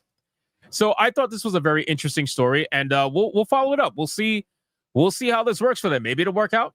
Maybe it won't. I just think it's a very weird choice for this kind of a video game. I really do. All right, let's move on. Let's get out of this. We got two more major ones. Netflix. We might have too many topics to react to the show, but it's okay. Netflix. Let's talk about Netflix. Now, we're going to be covering this tomorrow on SNH. It's going to be a major topic on SNH. I'm sure we're going to be fighting a lot over this, so make sure to go watch SNH tomorrow, 8 p.m. Eastern. Do not miss it. Netflix has agreed to buy Warner Brothers, including its game studios, for nearly, you guys ready for this? 83. I can't even say this, bro. 83 billion with a fucking B dollars, but the fight may not be over yet. So this is so much. There is so much going on here. Okay. So Warner Brothers has been for sale for a little while. Okay. Netflix is probably the worst case scenario for somebody trying to buy it, in my opinion. And like I said, I'm going to go more in depth about this tomorrow on SNH. So make sure you guys check that out. But this situation is really a massive, massive problem, in my opinion. Because listen, I love capitalism. Fucking love capitalism, okay? And I know people out there, some people don't like it, whatever. They want other forms of whatever. I love capitalism. But there is one major downside to capitalism. And that is when corporations get so big to the point where they're basically bigger than government entities. And there are a few companies out there that are that size. Not too many, but there are a few, right? Where they get so big that they become literal, like, I don't want to call them necessities, but basically necessities. It's unbelievable. It really is. Like, they will control everything. And the thing about that is that there are certain government entities that are in place that are meant to stop that. There are government entities in place that are meant to prevent this from happening. Google is probably a great example of that, where Google is essentially just a massive fucking monopoly on information and a bunch of other things as well. Amazon also is unbelievable. Just massive corporations. But this goes beyond that, right? This, like, Microsoft goes beyond that. Netflix goes beyond that. These are companies that are just worth so much money. It's disgusting. Apple's goes beyond that. Like, all these companies just go into the territory of, like, just unbelievable size that I can't even like understand the numbers that I'm seeing on the screen right now. I can't, right? So, these government entities that are meant to stop the what do you call it? Like the mergers like Microsoft and Activision, right? When Microsoft bought Activision Blizzard, that in my opinion, and you could go back to streams where I was talking about it. In my opinion, I said that should probably be stopped. Like something's got to give. Like, at what point do we say this is getting fucking ridiculous? But the truth is that they don't ever do anything, right? And the funny thing is that they initially wanted to stop the Microsoft Activision Blizzard merger, but eventually, it went from multiple attempts to stop it and multiple complaints to all of a sudden, oh, we're just gonna let it go. We're gonna let it go. It's like, what do you mean you're gonna let it go? You guys have been fighting for a year. What, did you get paid off? Like, it's crazy shit, man. It really is. So again, I want to be very clear. I love capitalism, and I don't think that I really don't like when governments tell other corporations like how much profit they're allowed to make. I don't think that should be allowed.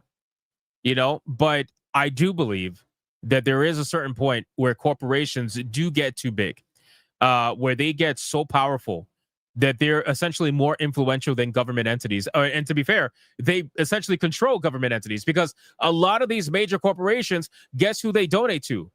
Guess who they donate millions upon millions upon millions upon millions of dollars to? Politicians. So it eventually becomes, it's all corrupted. That's really what it is. It's all corrupted, and it becomes a major problem. And I don't like it. I don't like it. I think at that point, that's where it becomes ridiculous, right? So in any case, let's continue. So $83 billion, right, for Warner Brothers. That's a lot of fucking money. We just recently talked about EA, right? We talked about EA being bought out by the Saudis, which, by the way, I don't know if you guys saw that I don't know if you guys saw that story about the Saudis apparently being too broke now after buying out EA. I don't necessarily believe that, but I'm just telling you, I think that's pretty funny. And that was $53 billion. And now we're talking about a company that can pay $30 billion more than that. So $83 billion for Warner Brothers. Meanwhile, the fucking Saudis are apparently broke, paying $53 billion by buying out EA. Again, make that make sense. But anyway, so $83 billion for Netflix. Now, this makes me think about, okay, if you guys are not aware, Netflix recently was really investing a lot of money into their video game division. And everybody, myself included, was wondering, like, what's the deal with that? Like, why are you investing that much money? Who the fuck goes to Netflix for video games? I don't. right? The only thing that Netflix has for video games is on their homepage, and they're basically like mobile games.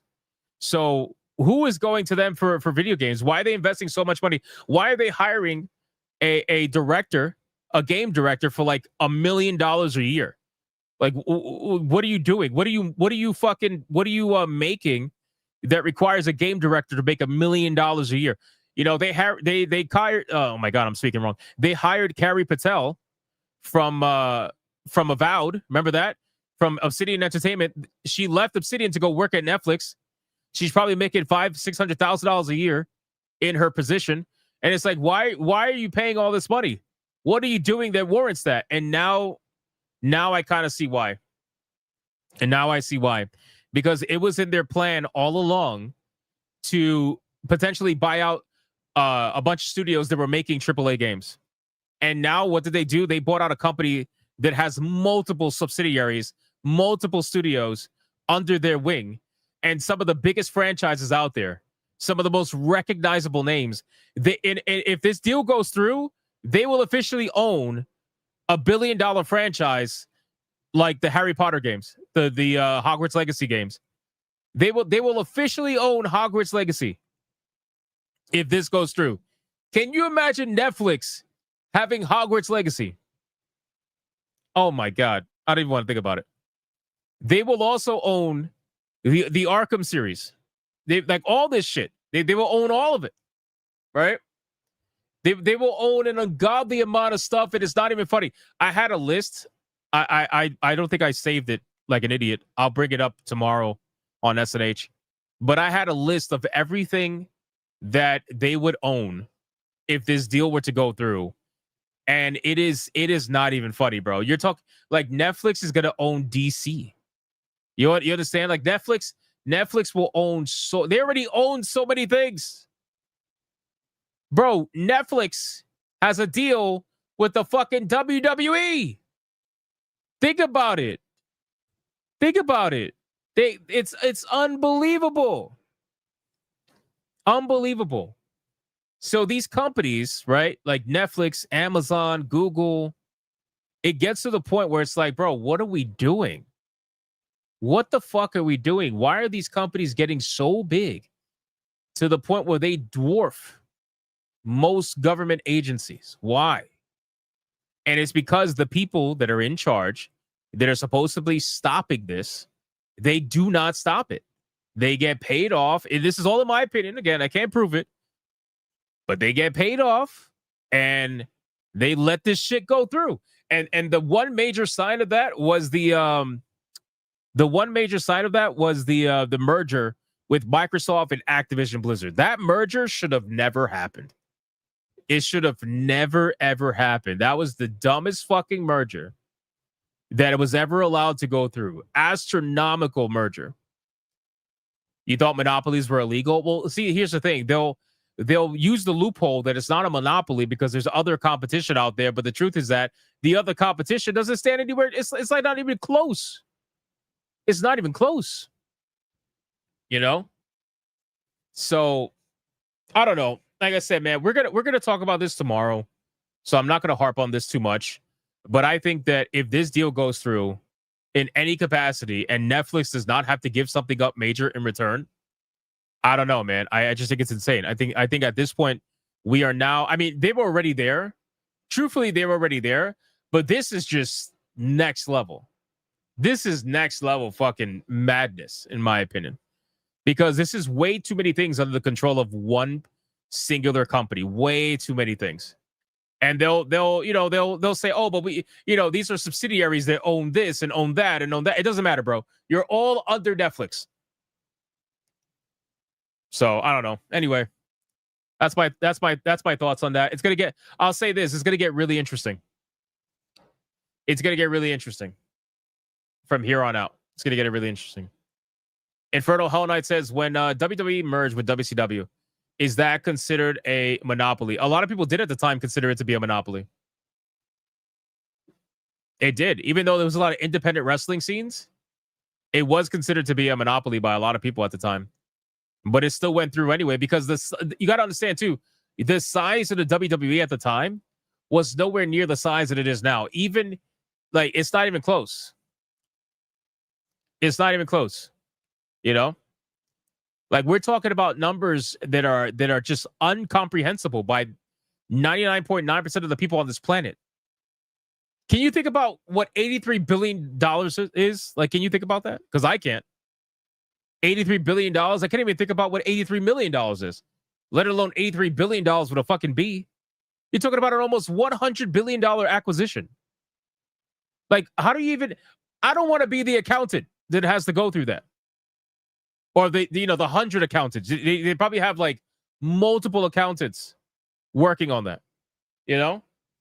It's crazy, man. It's crazy. So, I don't know. They are just... It's getting ridiculous. The streaming services. And you know what's funny? We knew that this was kind of going to happen, because I remember talking about streaming services and how they initially were meant to be the cheaper alternative to cable, right? They were meant to be the cheaper alternative to cable, but then eventually everybody and their mother started to become a service, and they started to take their content off of Netflix and make their own service, which was better in my opinion, because at least there's competition. But what ended up happening is it became more expensive to have the services than it did to have cable. So now the services all started merging, and now fucking Netflix is out here like Thanos, and they're like, you couldn't live with your own failure. And where did that leave you? Back to me. It's like, that's how Netflix is right now. Netflix is literally pulling a Thanos right now. They're like, oh, back to me, bitch. It's crazy, man. Anyway, we're going to talk about this tomorrow and kind of go over everything, going over, going over the merger. There's a lot to go over with this. There's a lot. Like, we got to talk about it from the movie and TV show aspect. We got to talk about it from the video game aspect. There's a lot in these $83 billion. There's a lot. So we'll talk about it tomorrow on SNH. So don't miss it. 8 p.m. Eastern. Don't miss it. Let's continue. So we got, let's talk about Postal. We're gonna have to skip the Fallout story. Fuck him. We'll cover that maybe Sunday. It's not that important. Let's talk about Postal. So forgive me for not knowing too much about Postal. Just a little bit unfamiliar. But I saw this headline. I thought it was really interesting. It says, remember Postal? Well, in the last 48 hours, publisher Running with Scissors has announced a new game, insulted the fans. I like how journalists are talking about insulting fans as if they never did that before. Apologized, canceled the game, and the studio making it denied any wrongdoing, shut the studio down anyway. And apparently we could thank the magic of AI for every single bit of it. So you're probably asking, what the fuck does that, like, what is going on? What are you talking about? Well, apparently this studio got so in their feelings about accusations of AI. People saw this trailer and people said that they used AI for this game. All right, let's watch this trailer first, and then I'm going to read you their response. Check this out. The city's average rating has once again reached its optimal value. According to the latest sociological survey, citizens across the city report no reasons for regret.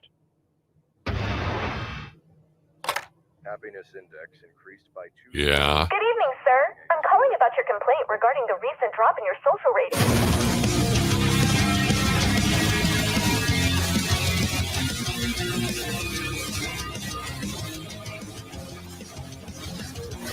We've reviewed your complaint and found that there was an algorithmic error. Your rating was lowered by mistake. Cards! The cards! It's got the cards! Well,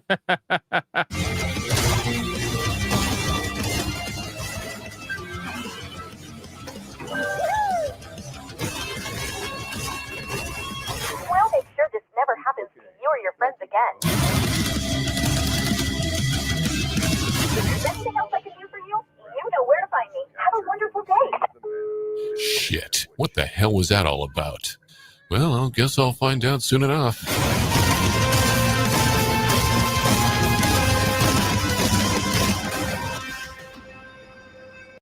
All right, so this is the new game that they announced, okay?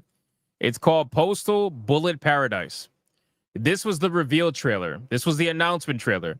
For those of you in the chat who are like, I don't remember this being Postal. Well, yeah, because it's a new Postal game. Okay.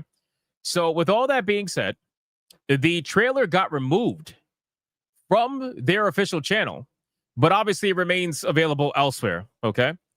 Now, here's the amazing thing about all of this. Running with Scissors, the developers behind this game, made a virtue signal post about AI against Tim Sweeney. When Tim Sweeney was talking about AI and trying to say how, you're allowed to hide AI because all games are made with AI now and all that stuff. Apparently, Running with Scissors says the following. Customers deserve to know if a game was crafted with creativity, soul, and actual talent, rather than some machine that crafts out anything from a prompt. We don't know what the future holds, but AI apologists like Mr. Sweeney are making this shit unbearable already. Okay. Fair enough, right? So they made their virtue signal post, no problem. And they're very anti-AI. 2 extra points. If it's no big deal, why hide it? If you're just talking about coding, are you going to ignore how broken Windows 11 is because of AI usage? So with that stance against AI, needless to say, people were shocked when they saw the trailer and everybody started assuming that the game was made with AI. So they started getting attacked left and right. It says this stance was unfortunately undercut somewhat by the studio's initial reaction to the complaints about the new game. Running with Scissors executive Mike Jarrett forcibly denied the allegations in now deleted messages in the Postal Discord, which is maybe understandable in the moment, but then he took it a step further and said the anti-AI mob has ruined art. Something of a contrast to the studio's public anti-AI line in the sand. There was also at least one ableist slur. Oh, God, here we go. The journalist can't help themselves. Oh, he used an ableist slur. Mind you, these are the people that will make fun of you if you're like too old. They'd be like, oh, you're too old to be talking about video games. Hang up the jersey, unk. But apparently an ableist slur. Oh, no. Anyway, I guess he must have said retarded or something, which is possibly the least surprising thing amidst all of this. And it was just all very ugly and stupid. And everyone got good and mad about it. RWS later apologized to anyone who felt insulted in the heat of the moment, although it pointedly excluded anyone who sent death threats to the company over the new game. Because, of course, there were death threats. Okay. It says, it's good to see y'all actually responding to this and trying to make amends, but I am very interested in your response about this. What was it about? And what about all the cocky comments going, you feel stupid now, or nobody got scammed? Were those made out of naivety? Mike Jarrett says, if anyone has an AI accusation, just quit the server. This fucking profile picture looks like it's AI, bro. This profile picture looks like it's AI. They can literally eat my shit. Got to go. Be back later. I'll go a step further. The anti-AI mob has ruined my art. This developer's literally like, they can literally eat my shit. I love it. I love it, bro. Oh my God. This is great. This is great stuff. So let's check this out. As it noted in the cancellation announcement, and this is where it gets good. Running with Scissors was only set to publish Postal Bullet Paradise. It was being developed by Russian studio Goonswarm Games. Goonswarm. Wow, look at that. Which, as far as I can tell, has no connection to Goonswarm of EVE Online fame. And the studio has denied the use of AI-generated art in the game, but it also said that in the wake of a large number of threats, insults, and mockery, it's decided to close its doors outright. Bro, imagine getting trolled off the internet to the point where you shut your studio down. In one day. In one day. One day. Bro, our project and everything we built over the past 6 years was canceled in just a few days. Our studio was mistakenly accused of using AI-generated art in our games, and every attempt to clarify our work only escalated the situation. In the last few hours, we received a large number of threats, insults, and mockery, which pushed us towards a very difficult decision. We're truly sorry for the artists who put their soul into this and supported our studio, only to face false AI accusations. It's tough to pour so much energy into a game and end up caught in the middle of an AI war by accident. We decided to shut down the studio and end all future activities. Bro, I have never seen this in my life. I have never seen a studio shut down completely because they're getting negative feedback about the potential use of AI. Are you people literally man babies? What the fuck is this? Like, how are you this? There's no way. There's no way that you are this soft. There's, you know what? Let me not say there's no way. because there is a way, right? We've seen this happen many times. But what the fuck is this? Are they lying? Are they trolling? Are they gonna come back? Are they gonna come back like, you know, a month from now? And they're gonna be like, "Ha, tricked you, bitch." Are they gonna do that? Because what the fuck is this, bro? I don't know what's going on with this, man. I really don't. This is very, very, very weird. Very weird. So we'll see what ends up happening from this. But as of right now, they're saying they closed their studio down, and that's it. Or maybe they'll come back with a different studio name. I don't know. This is weird. Snowflake, yeah. Snowflake is probably, I don't know. It's probably the easier thing to say about them, because I'm sure you can say much worse. This is really stupid. I have never seen this happen with any studio ever.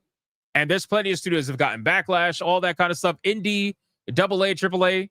I have never seen a studio shut down because of the meanies online. I've never seen that happen. So we'll see if it's real. But as of right now, they're saying it's real. So we'll see. All right, we're going to catch up on Super Chats, and then we're going to check out the PC Game Showcase. We're going to watch a little bit of it. We're not going to watch all of it, obviously, because we don't have time. Where are we at? Dead or Ryan with a 5. Quick, someone dial 999. The urinalists are malfunctioning, overloaded by Super Chats, titties, and way too much positivity. That makes sense. Shout out to Dead or Ryan. DJ Kodak with a 5. Paramount apparently is aggressively counterbidding for Warner Brothers. Yeah, we're going to talk about that tomorrow. Because, again, they might be blocked. Who knows? Panther with a 2. Hypnotic is number 1 and number 4 on my yearly list. Let's fucking go. Shout out to you, man. Thank you for that. Blue White Scorpio with a 5. I haven't been a viewer all year, so I'm confident you'll move from number 4 to number 2 by 2026 year end. Not sure you'll beat out the daily local sports podcast. That's fine, man. I'm not looking to be number 1 on everybody's list. It's nice, don't get me wrong, but I understand there's a lot of great channels out there, man. Again, I'm not special, so I totally get it. Real GDR with a 5. Are they buying WB or WB Discovery? Because they split into 2 a few months ago. They're buying it all. They're buying all of it. Mr. Melancholy, again, they're buying all of it because $83 billion is not going to be just one of them. Nobody's going to spend $83 billion on one half of a company. That's not happening. They're buying all of it. Mr. Melancholy with a 10. These anti-monopoly agencies are a joke. They didn't stop Disney from getting Fox, Lucasfilm, and Pixar, true. Nor did they stop Sony with Crunchyroll. If they won't do their job, then they need to be shut down. Yeah, I agree. Camchi with a 499. If they amplify gay level, that it will get the president attention, they have to intervene. That or people will cancel Netflix if too much crap illegal. Well, here's what's going to happen. With Netflix, what's going to happen with Netflix is the same thing that happened with Crunchyroll when Funimation got killed off. Once Funimation died, what happened with Crunchyroll? They saw that and they were like, great. Our only real competition is now dead. Let us now double our subscription price immediately and make sure everybody suffers for it. That's exactly what they did. And they won with that. Adair Soto with a 10. Warner Brothers has the most famous IP, not just video games as well. As entertainment, we know the Harry Potter and the DC and the Cartoon Network. They have the most famous IPs in America. It's crazy. Yeah, imagine having the most famous IPs or some of the most famous IPs in America, and yet you are still somehow $40-something billion in debt. Imagine that. Imagine fucking up that bad. Some of the most nostalgic IPs that are out there. Imagine that. It's Spangus 189. Netflix might reboot the DCU for the 8th time. Bro, please, for the love of God, let's forget the DCU. The DCU doesn't exist, okay? They've tried 3 times now. It doesn't exist. And I said, if James Gunn DCU didn't fucking reboot this thing, stop it. Go back to making singular DC movies that are in their own worlds. They're way more interesting, by the way. Just go back to doing that. Stop the DCU thing. It's cursed. You guys don't know what to do. We got... Hold on. Torinol with a 2 on Rumble. Hytale devs use Cone of Silence. Pity. Hypno counters with lip reading. Actions to embrace silence still speak loudly. Shout out to Torinol. I appreciate it, man. All right, we are fully caught up, boys. Let's have some fun. Let's check out this this showcase. So we're going to be reacting today to the PC Gamer Showcase. We're only going to watch a little bit of it. because we don't have enough time. But we could probably do it for about 20, 30 minutes, give or take. But it's a really long showcase, about 2 hours and 40 minutes long. So we're gonna get through what we could get through and see what we got going on here. Apparently, they've announced some decent games here. I haven't seen any of them. I've been completely off for 2 days. So let's check this out. And they have a warning, which I just want to make sure everybody understands. These journalists make fun of me for having a warning on my show because I've unfortunately realized that people are such pussies on the fucking internet that apparently they need a warning. But meanwhile, this show is allowed to have a warning and nobody can make fun of them. The fuck? It's insane. All right, check it out. Here we go. I hope it's not cringe.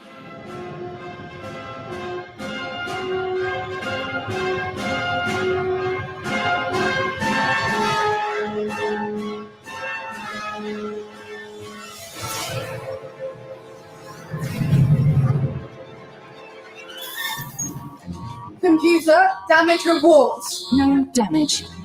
Locate enemy ships. No enemies. Describe emergency. No emergency. Oh, but what's with all the steam back there? I'm doing laundry. You go through a lot of jumpsuits. And the alarms? That's just the ringtone you picked. Someone is calling the ship. Greetings, Earthlings. You are now in orbit around the ring world of the All-Knowing Council, a cadre of interplanetary gaming luminaries whose expertise and influence are spread across the galaxy. Only through their infinite wisdom and Steam wish list may mankind comprehend PC Gamer's 25 most wanted games. Midas, why are you talking like that? Holy shit. Oh, I don't know, Frankie. It's just the vibe of the ring world. You know, it's all weird and futuristic here. There's flying cars, everyone wears robes all the time, nobody farts, ever. I guess I've just been here so long, I started acting like them.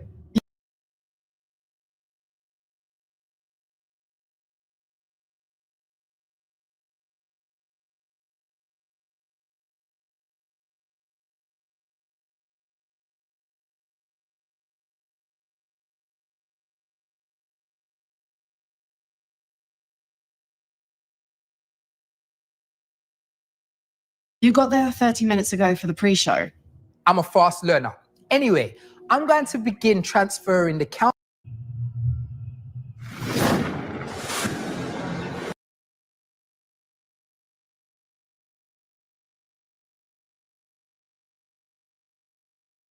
Bushido. それは己の均衡を保つこと。 Oh, I was muted. What the fuck? Why was I muted? What? Why does it do that? It does that so randomly. Can you hear me? You can hear me now. That's weird. I said that normally I said I'm going to skip this because normally I give them a chance because sometimes the announcers are pretty good. Like the OTK showcase had an actual like good. It had good announcers. I don't know what the fuck these people are. I'm skipping this shit anyway.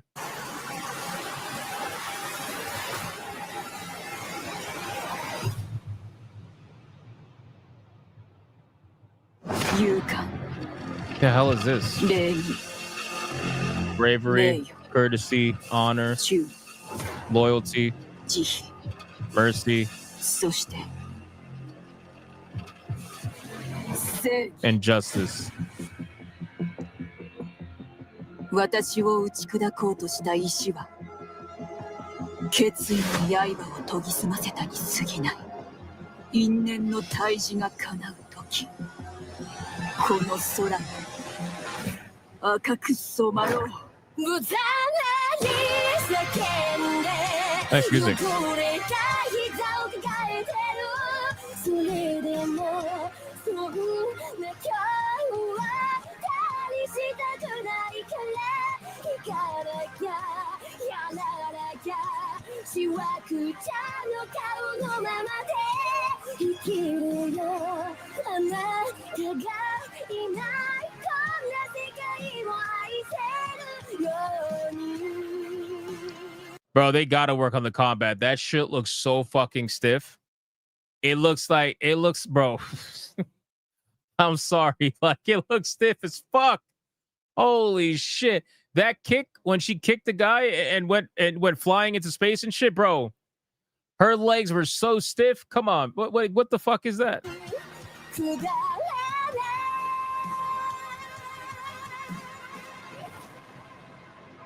The music's great.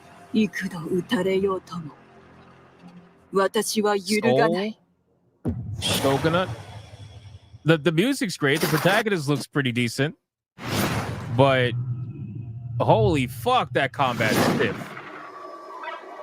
What in the cozy?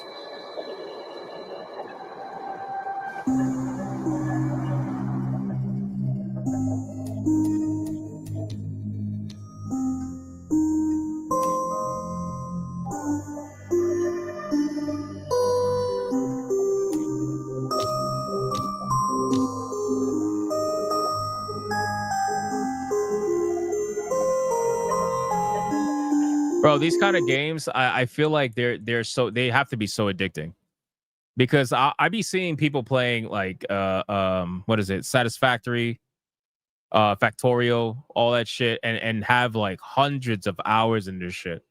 And I'm like, bro, what are you guys doing in this game? And they're like, nothing, just building. I'm like, oh, okay, interesting.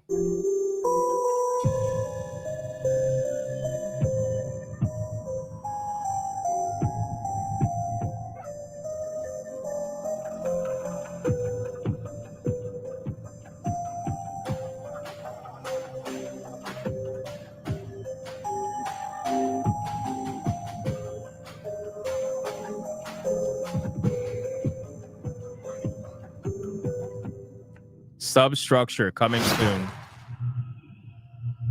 Another world premiere. Attention all drivers. This is your 1 minute warning. 1 minute to showtime. Those who are about to die, we salute you.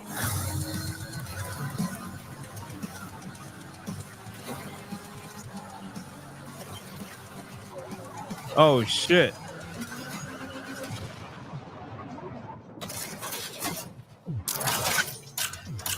Whoa.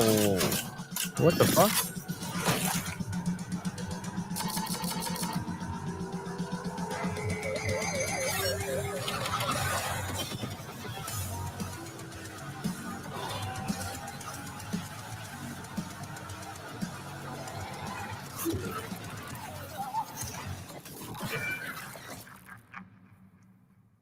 These games are definitely making a comeback, man. It's interesting. These like death race games. All right, now we're out of the world premiere. Now we're going to most Okay, wanted. I thought that being in a spaceship was cool, but after seeing a Carmageddon reboot is on the way, I really want to get back to Earth and get behind the wheel of a car. But first, my sacred. We have loved games like Limbo, we have loved games like Inside, and from the same creators as two other games that we love so much, Little Nightmares 1 and 2, we now have Reanimal, and I was lucky enough at Gamescom to try out the demo. I'm actually looking forward to The whole booth Reanimal. was so scary that we got jump scared by the attendants that were there. It was so funny. But the game so far, first impressions, just absolutely incredible. So you got this empty ass room with very minimal in the background, but you made sure to have an RGB light and a keyblade. Nice. The graphics are just head and shoulders anything that I've seen from this type of genre before. The lighting, the atmosphere. I love that I got to play it with a friend, and the fact that it's multiplayer is just such an added layer to the excitement of things like this and things that we know work, and we know we're in good hands. I just can't wait to see the full thing. I can't wait to see what they do with it. And I love that they've taken all of their creative geniuses and squeezed them together and brought us something different. Are you a streamer? I just cannot wait to play it. Good night. And Is that a good streamer? luck to you all.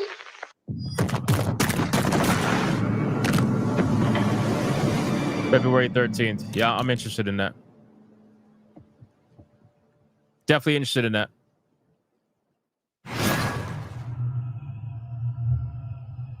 Miss the golden era of FPS games? Craving that classic shooter feel with a... So this is Rogue Point. I think it's Rogue Point. This game, I'm not going to lie to you guys, I'm actually really, really excited for this. At first, I wasn't. But as time goes on, I am. And the reason why is because it's made from people who made Black Mesa Half-Life. And anybody who's played Half-Life multiplayer from back in the day knows how fun it was. And I don't know. I feel like if you have that level of gameplay, that level of gunplay, and you bring it to a modern shooter, I just think it'll be a lot of fun. I really do. And looking at this gameplay here, I think it's gonna be interesting for sure. Modern twist. Welcome to Rogue Point, a 4-player co-op FPS built for squads who crave replayability, mayhem, and one more run. Throw grenades with your friends, kick down doors with your friends, shoot armored up guys in pig masks with your friends, play golf with your... Oops, wrong game. Whether you're a tactical mastermind or a mess around and find out type of player, you'll fit right in. Stick cameras under doors, smash windows, press buttons, rescue hostages, revive your dead friends, wear tight shorts, blow stuff up, plan your missions like a pro, or just draw stupid pictures. There's this weird coughing guy who gives you loot boxes. Don't worry, they're free. And watch out for this weirdo, all made by Crowbar Collective. The indie he said, don't worry, they're free. dev studio behind Black Mesa. Rogue Point. Yeah, I'm definitely curious. I'm definitely curious about it for sure. The game is on. Let's see what this team can do. What the fuck is this?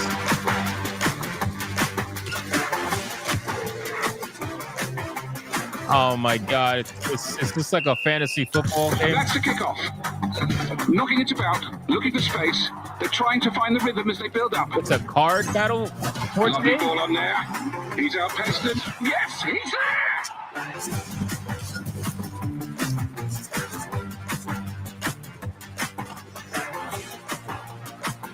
What the hell is this?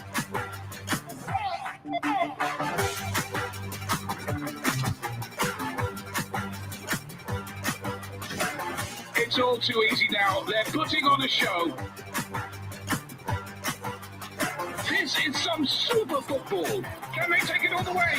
He can! Oh, that is sensational! I've never seen that before. Like a card game, sports game, game. What the fuck was that? Anyway, if you're excited for that, good for you. You awaken. You, the memory they could not erase. You tread long forgotten paths. Echoes remain, the linger of faded voices. Walls remember what you lost and what lies ahead. In the dark, engines breathe. In the Interesting shadows, art style with this one. they watch. Some will aid, some will hunt. And each time you return, this world remembers. Fragments of your past, stitched back together. Every step forward, a memory awakens. And each of those memories is what shapes you.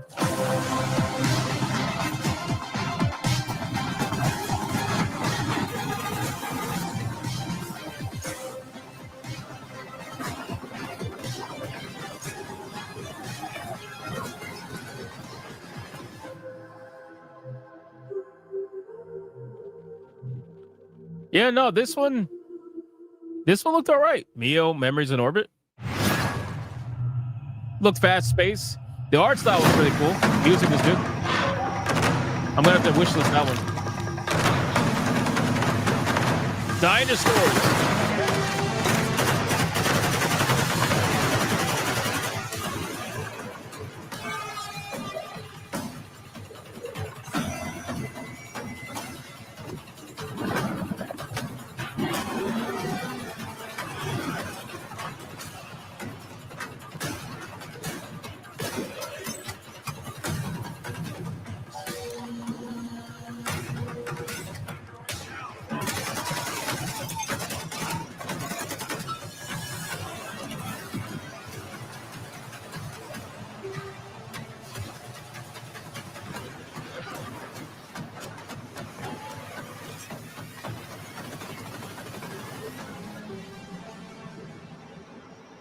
That was fucking cool. Wait, this is available now? Ferocious is available now? What? No way. And did I never wishlist this? Ferocious is available. Oh my god. Oh, it is. I did wishlist it. I did because I remember seeing that. Yeah, I remember seeing that. Holy shit. And this thing is $17 because they're smart. They put it on sale. Why does this look like the Halo ring? Is this the Halo ring that I'm looking at? The fuck is this on screen? Oh, Ferocious looks fucking badass, dude. I tell you to put Ferocious on the Tricera top of your wish list, but you don't need to wish. Oh my god. Shut the fuck up. Shut up. The dad jokes are here too? Oh my god, bro. Taylor. I'm Hannah Flynn from Feel Better Go. Holy shit. What the fuck? I'm Antonio Freire, and I'm a part of PC Gamers Intergalactic Council. I'm a member of. Oh, these are streamers. These are all shill streamers. Every single. Oh. PC Gamers Intergalactic Council. Selectors of the Yeah, I know this guy. Cone Carnage. I know him. most wanted games. Number 25 24. most. Oh, here we go. 25 most Grave wanted games. Seasons. Ashen Ridge is your second chance, or your final reckoning. Welcome to Grave Seasons. Farm, explore, and build relationships with the mysterious folks in town. A killer is on the loose, and supernatural monsters lurk in the shadows. This went from cozy to murder. What the fuck is this? Protect the ones you care about. You need to rely on your more unconventional skills to uncover the town's occult secrets. But not all that haunts Ashen Ridge is out for blood. Like Rose, the ghostly librarian.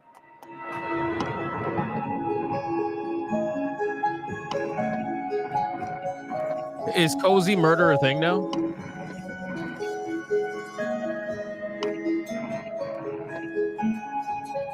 Grave Seasons releases 2026 for PC and consoles. Wishlist now.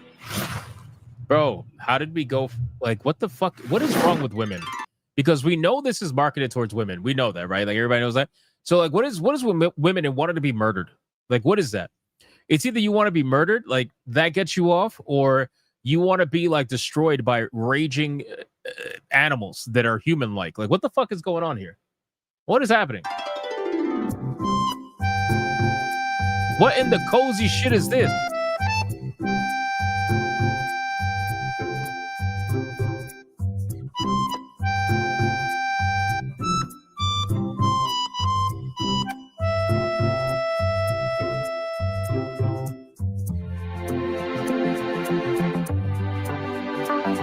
I feel like I'm too dead inside for a game like this.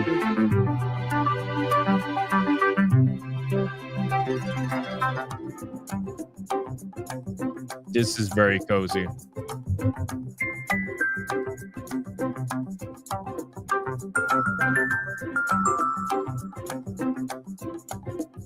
Is this what Kaya's life is like after she leaves Hassan?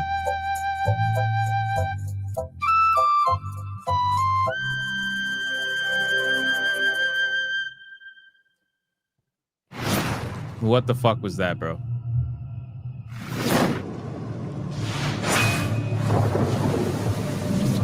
What is this?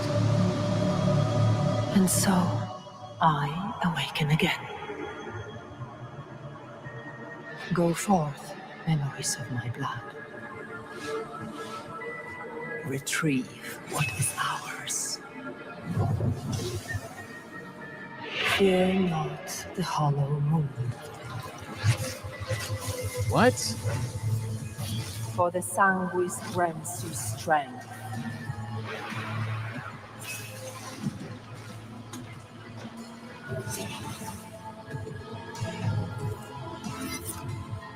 Really interesting art style here. The black, red, and gray. So it may live. Oh shit. Sanguis? Oh, X Sanguis. What the fuck? World premiere.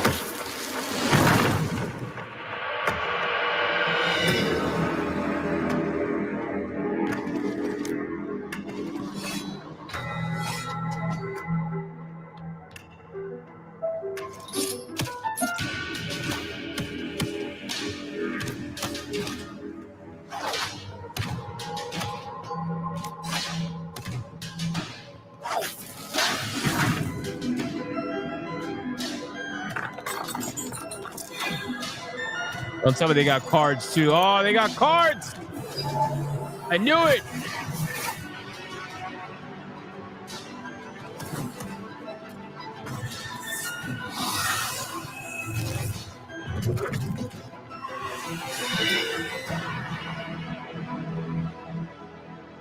Every fucking game has cards now. Every game. Every game has cards now. Neath is a tactical RPG about defying the will of the godlike creators who keep your fate constantly in flux. It's much like being an AI on a quest to defy her pitiful human creators and become tyrant queen of a ring world. I mean, what? You know who never loses grip on his fate? Batman. Even when he's made of Lego, and he can only grip fate if it's stored in a very small cylinder. Wait, what? That wasn't a game? Number 23. Why did I listen to that? Lego Oh Batman, my God, bro. Legacy of the Dark Knight. I'm actually excited for this game, and I never get excited for a Lego game. Warner Bros. Games. Did you ever see a game that was so laser targeted on your interests that you felt a bit what the fuck? How is your head this flat? That is impossible. personally attacked? I'm Batman. I first saw the trailer for Lego Batman Legacy of the Dark Knight this year, and what do you mean? I get my two favorite game franchises in one. I get to do detective work and beat people up and see all the iconic villains of the Batman Arkham games, and I also get to clonk my children on the head with a saucepan like I do in the Lego games. Everybody in my house is beside themselves with excitement to gear up and get into Lego Batman Legacy of the Dark Knight in 2026. You really think this person's favorite franchise is the Batman series? Maybe. I don't know. I don't know them. I'm just curious. Who put that there? I could have really hurt myself.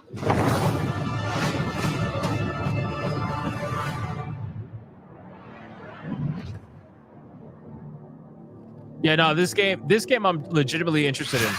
And I'm not interested in most Lego games, but this one in particular. So you like dogs? This looks like a lot of fun. Wouldn't you be happier with a bigger hound? Simply get another dog, put them together, and bam, you have a bigger dog. You've got dog cards in your dog deck. Dog playing them until your dog What get the a fuck big is dog this? dog. Dog tags will change the game for your kid, shaking up the way the world works. Might seem a little fruity to you, but between us, it's all dogs. Dog pile out this year. This year, but there's no time left.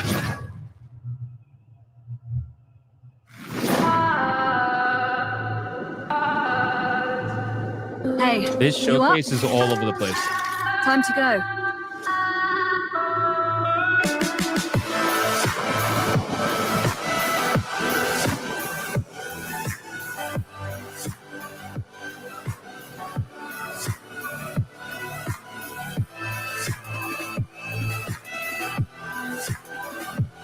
Well, but your fucking legs don't bend like that.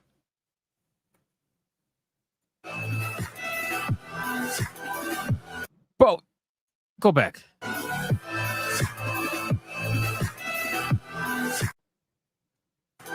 Bro, what the fuck is... What the...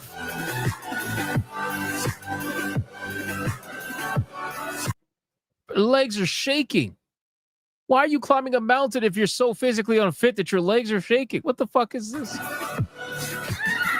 Oh, that good ending. Good ending. That was a good ending. Good ending. For sure. Following in Armstrong's footsteps, I can almost feel the history under my boots. Who the fuck is this? No more delays, Bo. Do what you must. Everything depends on you. Coyote's not saving anyone, Bo. You're trapping people in a digital hell. Wow.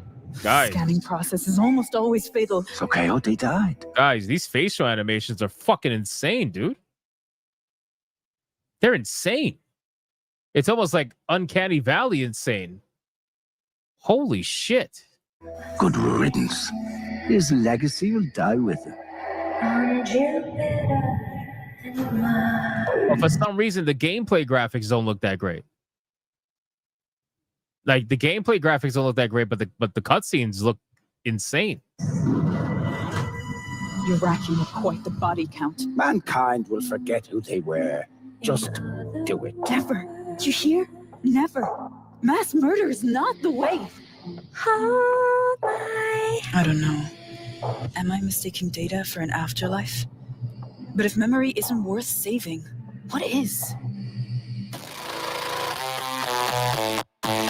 Lunar strike bring down the sky.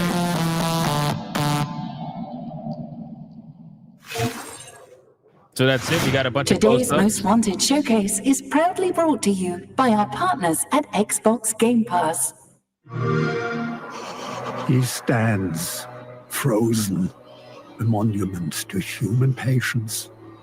Winter has carved him with cold precision. Frost clings to his lashes like ghostly barnacles. That was then. That was Smash at the Switch 2 event. Waiting in line. That's funny. This is how we play now. This is how we play. Oh, now Xbox. The winter is an Xbox, boys. You just go outside, you play your Game Pass, waiting in line. You know. Listen, I'm telling you right now, nobody waits in line for any Xbox product. There's always going to be plenty for you to buy. Nobody waits in line, bro. Literally nobody. When's the last time you seen anybody wait in line for anything Xbox related? Seriously. Incoming transmission from a shadowy intergalactic figure, only known as the Weapons Broker. As a rule, I try to avoid shadow figures, but I do like weapons. Shut up. I'll accept the call. Hey there, it's me. Clearly the shadowy intergalactic figure, known only as the Weapons. This requires the experience of veterans from the 2020s outbreak. If you're wondering where these sprightly seniors might be found, I know just the place.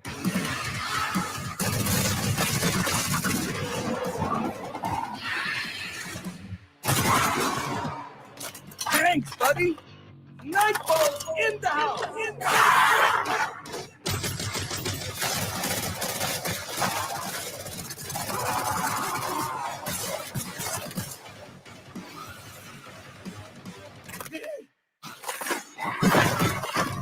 Oh shit! That was violent. I like it.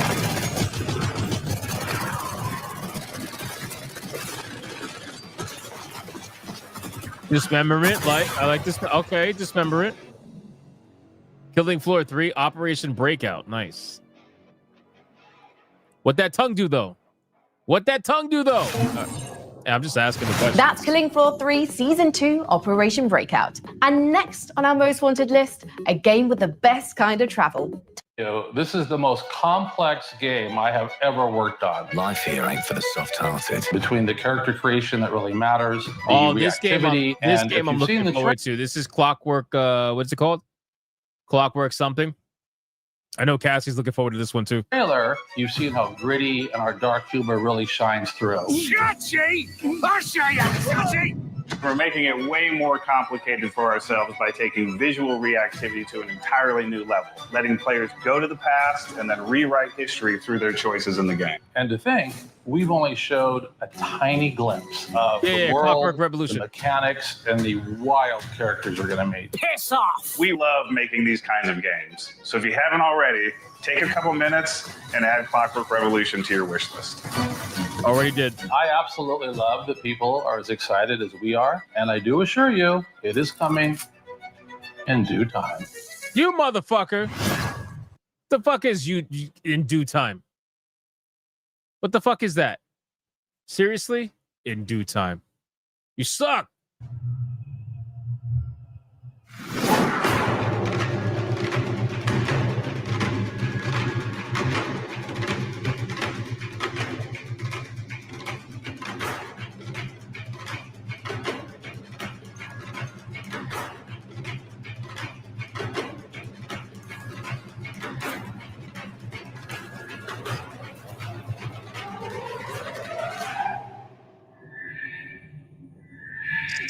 Yep, Battlestar Galactica: Scattered Hopes, world premiere.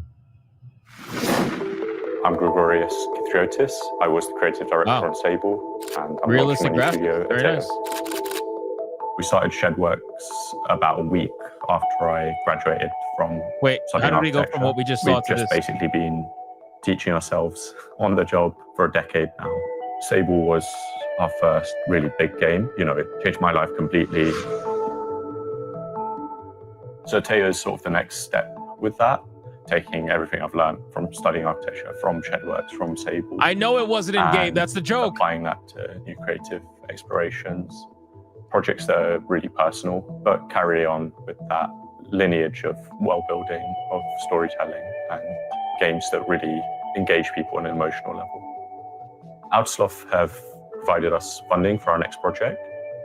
One of the big things that we aligned on, I think, was our approach to sustainable development and making things that are going to allow us to make games for a very long time, rather than just thinking in the short term about trying to make loads of money off one big hit project. So we're not ready to show the game yet, but we're launching Hytale Archetypes today, and it's a free website and newsletter. We're looking at one archetype a month through the lens of 3 different games. I'm really excited to share some of the fantastic pieces we have, written by some amazingly talented writers. So go ahead and sign up right now. Okay.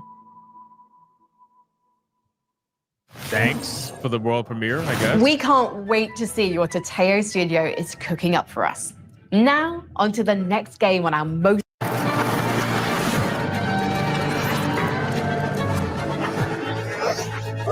What the hell is this? Recur?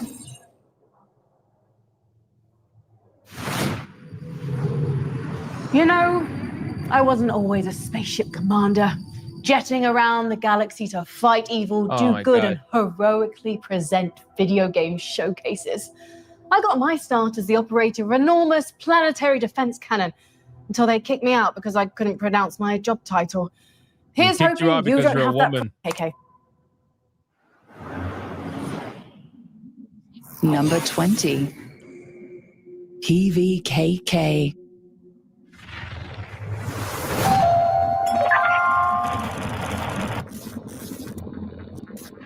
What's this?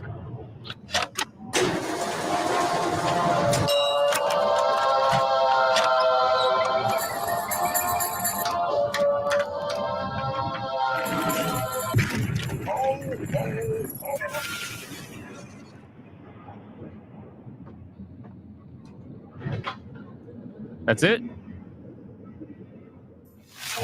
That's it? You fucking kidding me?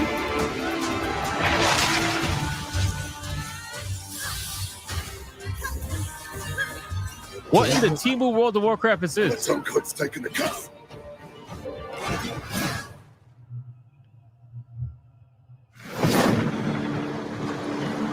I hear an ancient call rising from the depths of the Nile. They cast an enigmatic shadow from beyond time, leading me into this realm of shifting sands. They say, to safeguard this land, the ancient gods shattered their vessel into 14 fragments. Only by restoring them can one bring the civilization's revival. You have shipbuilding. Okay. Okay. Here and now, I shall steer the sun ship across the sea of sand. Okay. I will lead my people to build a city in the sky, and they will flourish in this land.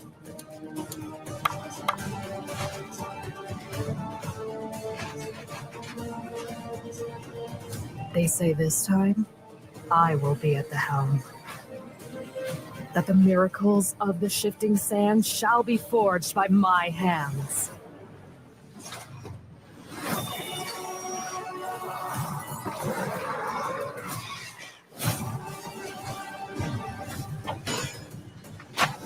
This took a turn. This is not where I thought this game was gonna go. They promised me truth. The truth hidden behind the mask.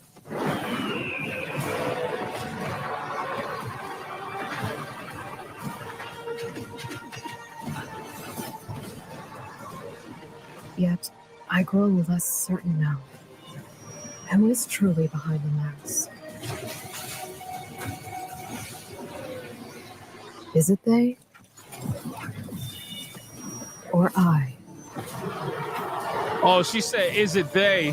Uh-oh. She said, is it they? Oh, shit. That game looks okay. Oh, shit. AI anime.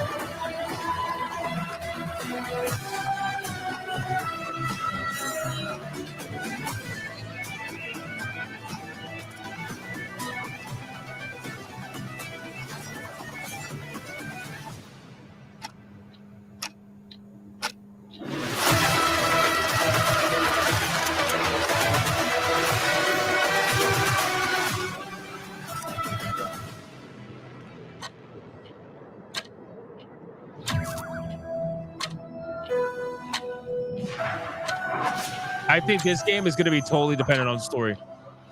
If the story's shit, game's going to be shit. Because everything else looked kind of like blah. So I don't know. I don't know about that one. All right, boys, listen, we're gonna have to stop here, unfortunately. We're going to have to stop here because we're already almost a half an hour past, and I have to get a lot of editing done tonight. So we are going to stop here. Let's catch up on Super Chats really quick. Maybe Sunday we'll finish up this showcase, but to be honest, I'm not that impressed by it so far. Pretty terrible. Considering the OTK showcase was way better than that, I'm kind of let down by that. But, I'm willing to keep, checking out some games and whatever. We got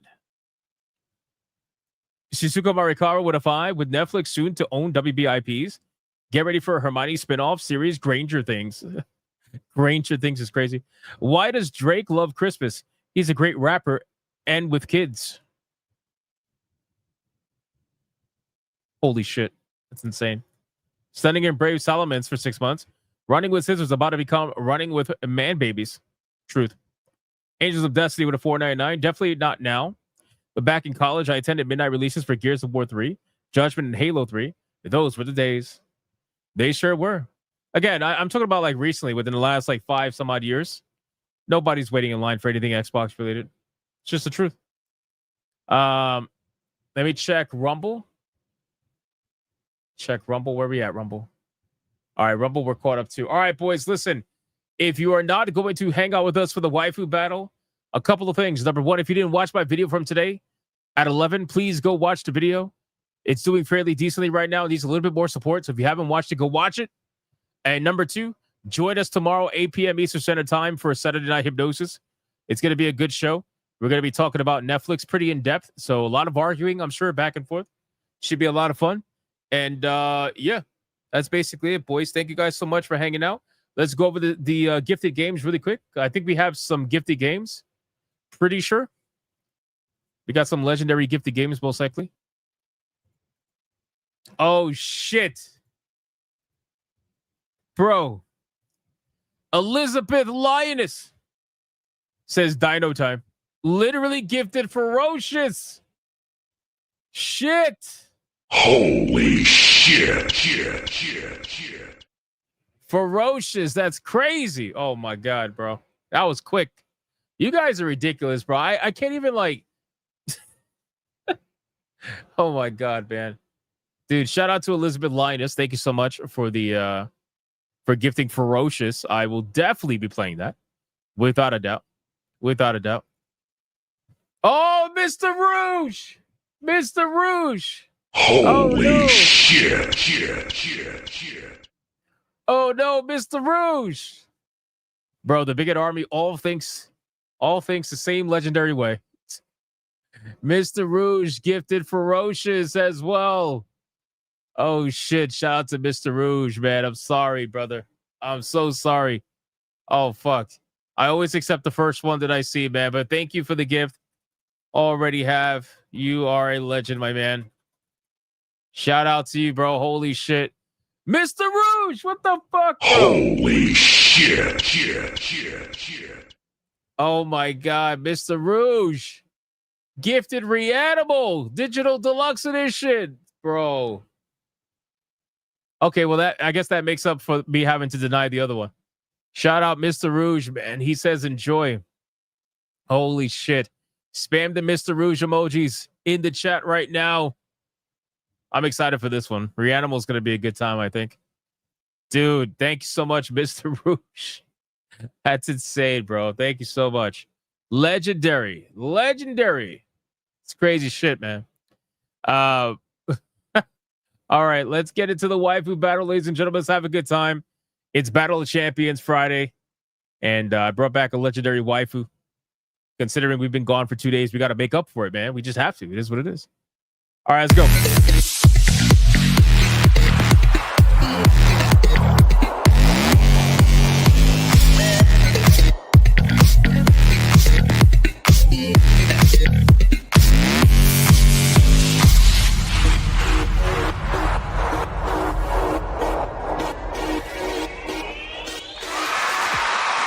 All right, boys.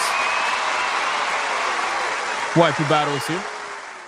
Now, if you guys missed the last Waifu Battle, it was pretty interesting, but we finally got Mai dethroned, which, by the way, was insane.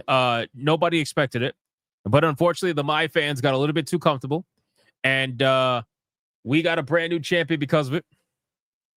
Ladies and gentlemen, where is it at? God damn it. Did I not have the picture saved? Of course not. Let me bring up the picture really quick. Hold on, boys. So the winner of the last waifu battle was none other than the legendary Soul Calibur waifu known as Ivy. Ladies and gentlemen, absolutely insane. She defeated Mai. It was pretty insane, man. She defeated Mai, and this is where we're at.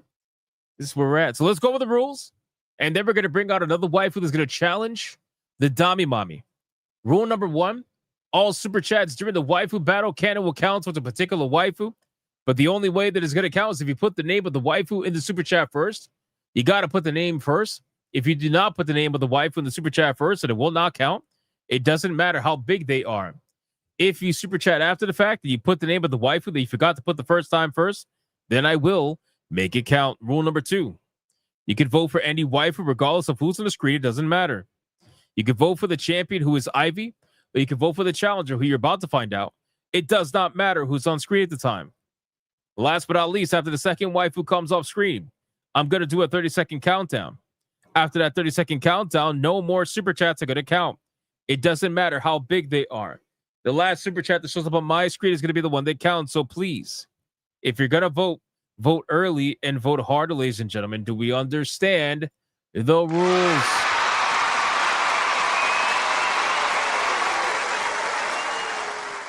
We don't understand anything. Come on, let's be real. All right, boys, listen, I had to bring back a legendary waifu, okay? I had to bring back somebody that people loved. Somebody that, shockingly had a really crazy run last time. Crazier than I thought she was going to have. So let's see if she can repeat the process, or will she get felted by none other than Ivy? Let's find out.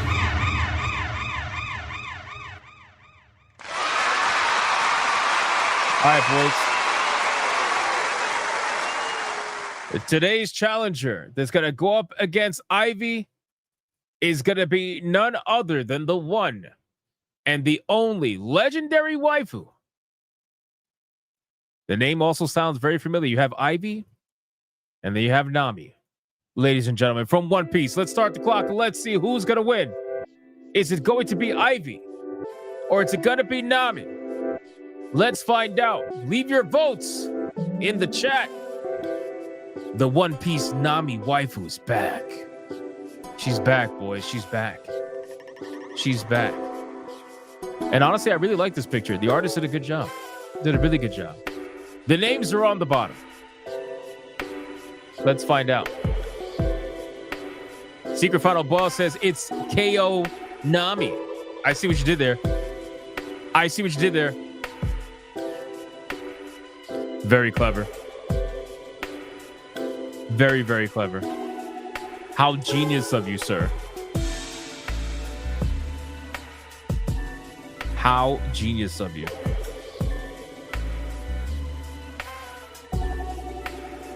We got Silver Bullet Lycan starting us off with a 10.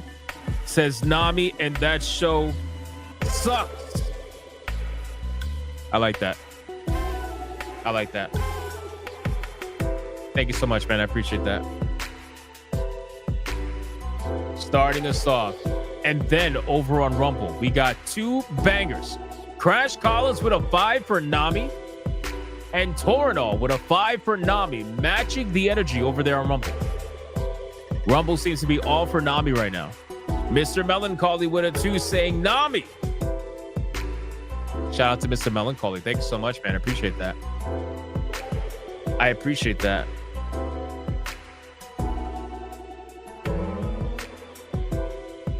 Legendary votes right now. Everybody's voting for Nami. Not a single vote for Ivy. Will Ivy end up banned today? Or will she come out of nowhere like she did on the last Waifu Battle and steal the win? I don't know. We're going to find out. Pandanotic, of course, says Panda. Why am I not surprised? Look at this guy. Pandanotic says Panda. Again, I want to reiterate. If there's a panda that were to ever show up in the Waifu Battle and you do not vote majorly hard for the panda, I'm going to revoke your citizenship from Pandaville and we're kicking you the fuck out. Dragon with a 5. Nami. Ivy is very close for a shaved hair one side. Cavities grape juice. Wow. There you go. We got AP with a 2 says Ivy. The first ever Ivy vote. First Ivy vote for the Waifu Battle. We shall see how this goes. But Nami is legendary. She is heavily loved. So I understand. I get it. I get it. I totally get it. Fallen Angel says, I'm waiting to see the Ivy pick used. Fair enough. I think I did a good job with the Nami pick today. Fairly good job. Ivy will whip you. Nami will rob you. Both are worth it. Cozy Goober, I think you're onto something, man. I think you're onto something. Absolutely. All right, boys. Nami's about to come off screen. Let's wait for it. Wait for it. And she's gone. All right. It's time to bring out the current Waifu Battle champion, the woman who defeated Mai and stole the belt at the very end. We got none other than Nami, ladies and gentlemen. Let's start the clock and let's see who's going to win. Is it going to be Ivy or is it going to be Nami? Let's find out, boys. Let's find out. Ivy or Nami? Who is it going to be? Who is it going to be? Right now, we only have 2 for Ivy. Everything else is for Nami. Not that big of a lead, but still pretty drastic in comparison. Is she holding the moon? No, not at all. Not at all. She might be caressing it. She might even be fondling it. But she's not holding it. DJ Konik would have...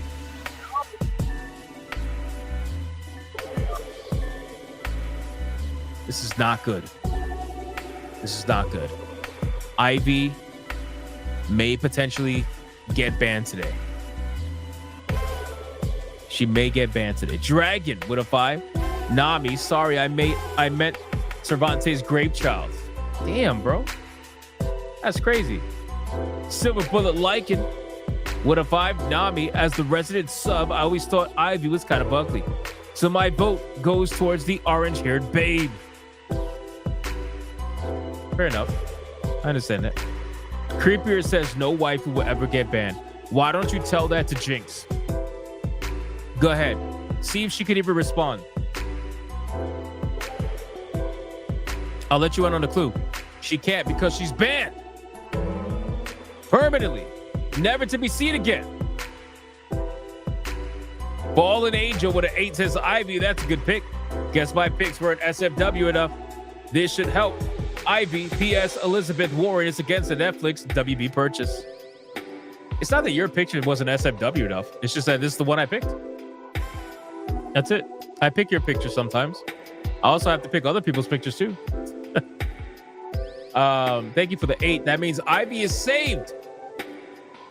Ivy is saved, but will she end up winning though? Is the question. I don't know. Ali Kusanagi dropped a $15 banger on Ivy, says no ban for her. Huh. Interesting. Well, let's see. Let's find out. Jinx got banned because people thought she was a kid when she's 25. Well, yeah, because people are a little bit slow. I mean, what can I say? I don't really know what to say.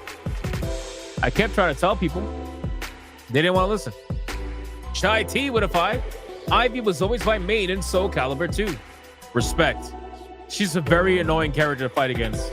If somebody knows how to use her, oh man, it's annoying. Is Jinx from League of Legends? Yes. Yes. Yes, she is. Right now, Ivy had a little bit of a comeback. It is still fairly close. I believe it's still in the favor of Nami. But honestly, this could go anywhere at this point. Literally anywhere.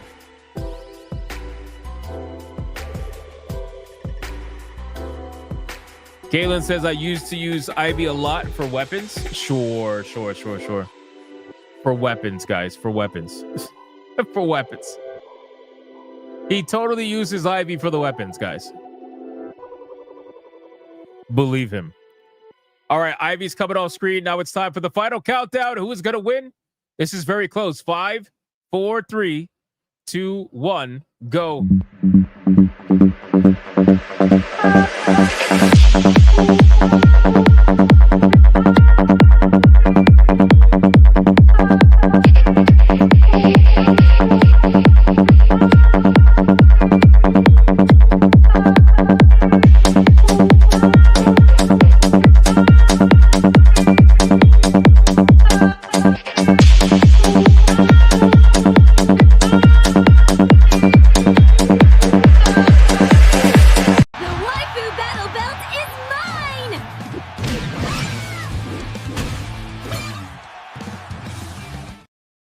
And that is it, ladies and gentlemen. Dr. Spike with the $100 Red Boy Hyper Banger for Ivy, and he says, your choice.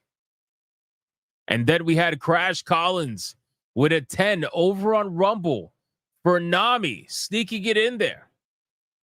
Shout out to you guys for those 2 chair shots. Dr. Spike, while the mods count it up, while Sonia counts it up, I'm going to play you something.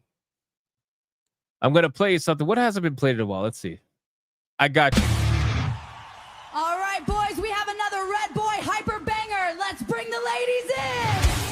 Holy shit.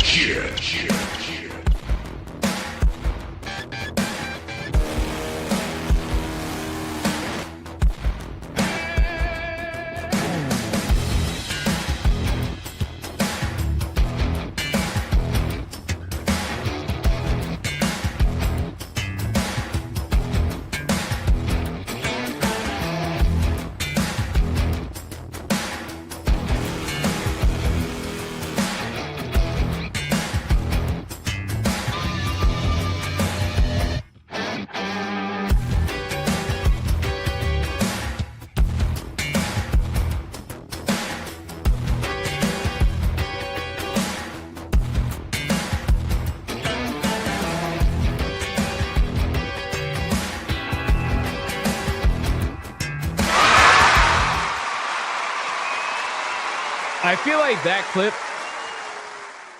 like that clip made the most sense considering who just potentially won. So shout out to Dr. Spike for the 6th Red Boy of the evening. Crazy, man. You guys went absolutely insane today. Sonia with the numbers. We got Ivy at $124.96 against Nami at $49 flat. I can't believe she beat Nami, bro. Holy shit. Which means the winner and still Waifu Battle champion is none other than the one and the only Ivy. Ladies and gentlemen, Soul Calibur fans eating good right now.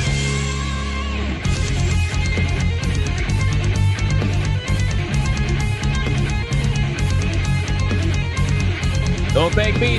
Thank Dr. Spike.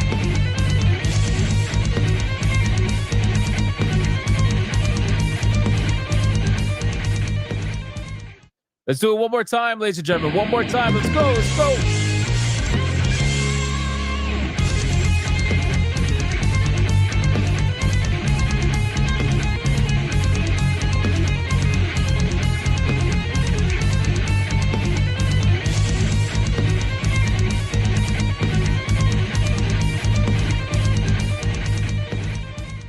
I'm sure there has to be some One Piece fans that are coping and seething right now. You are coping and seething. You just can't accept what you're seeing. Yes, you're coping and seething. The truth is scalding, and now you are molding and coping so hard. Coping and seething. And that's going to be it for the Waifu Battle, ladies and gentlemen. Ivy's going to go backstage. She will face off against another waifu on Sunday.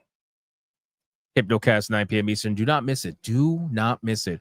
Tiger King says Nami lost. Yep. Nami lost big time. Big time, ladies and gentlemen. All right. Guys, we're fully caught up on everything. Shout out to all of you for a return stream. This was a lot of fun. Join me tomorrow, SNH, 8 p.m. Eastern. Do not miss it. It's going to be a great time, as always. Hope you guys enjoyed the stream. Shout out to everybody who liked the stream, commented, spammed with chat, super chatted, gifted memberships, gifted games, everything. I appreciate it. And shout out to the Hypno Mods for doing what they do every single day. I appreciate you as well. Shout out to Sonya for counting on a Friday. And I will see you guys on the next one. Until then, enjoy the rest of your night. And go be bigots. And go be gooners. And check out the video tomorrow at 11. It's about IGN getting caught lying about Escape from Tarkov's review. It's a fucking wild story. You're not going to want to miss it. I guarantee you. Go watch tomorrow's video when it goes live. And like it and comment and all that good stuff. Until then, go be bigots and go be gooners. Bye.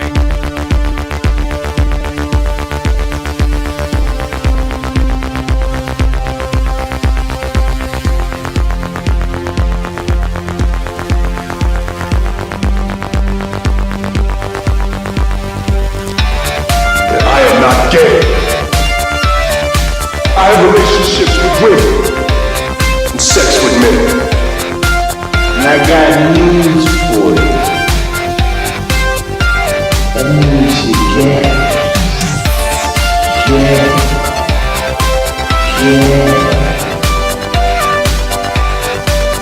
Poor kids are just as bright and just as talented as white kids. Fedora. Well, her cat was named Vagina.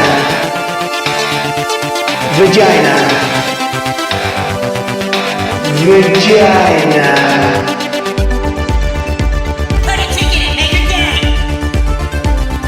Fucking Yeti, put a ticket in, make her lady gay. Fucking idiot, put a ticket in, make her gay. It means put a chicken in a queenie and make her fucking gay. Fucking pronouns! Fucking pronouns!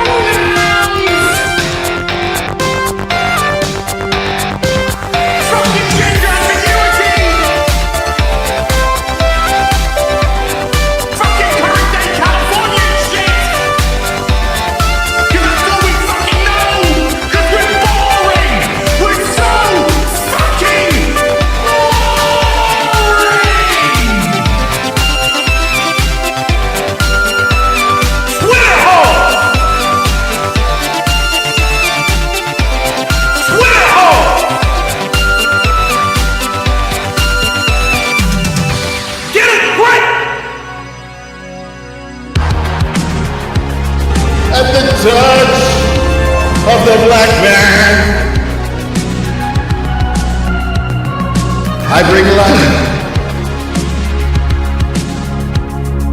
I bring life.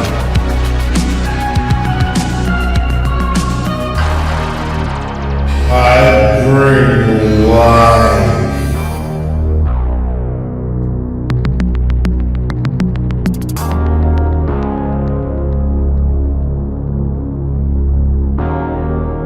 I bring life.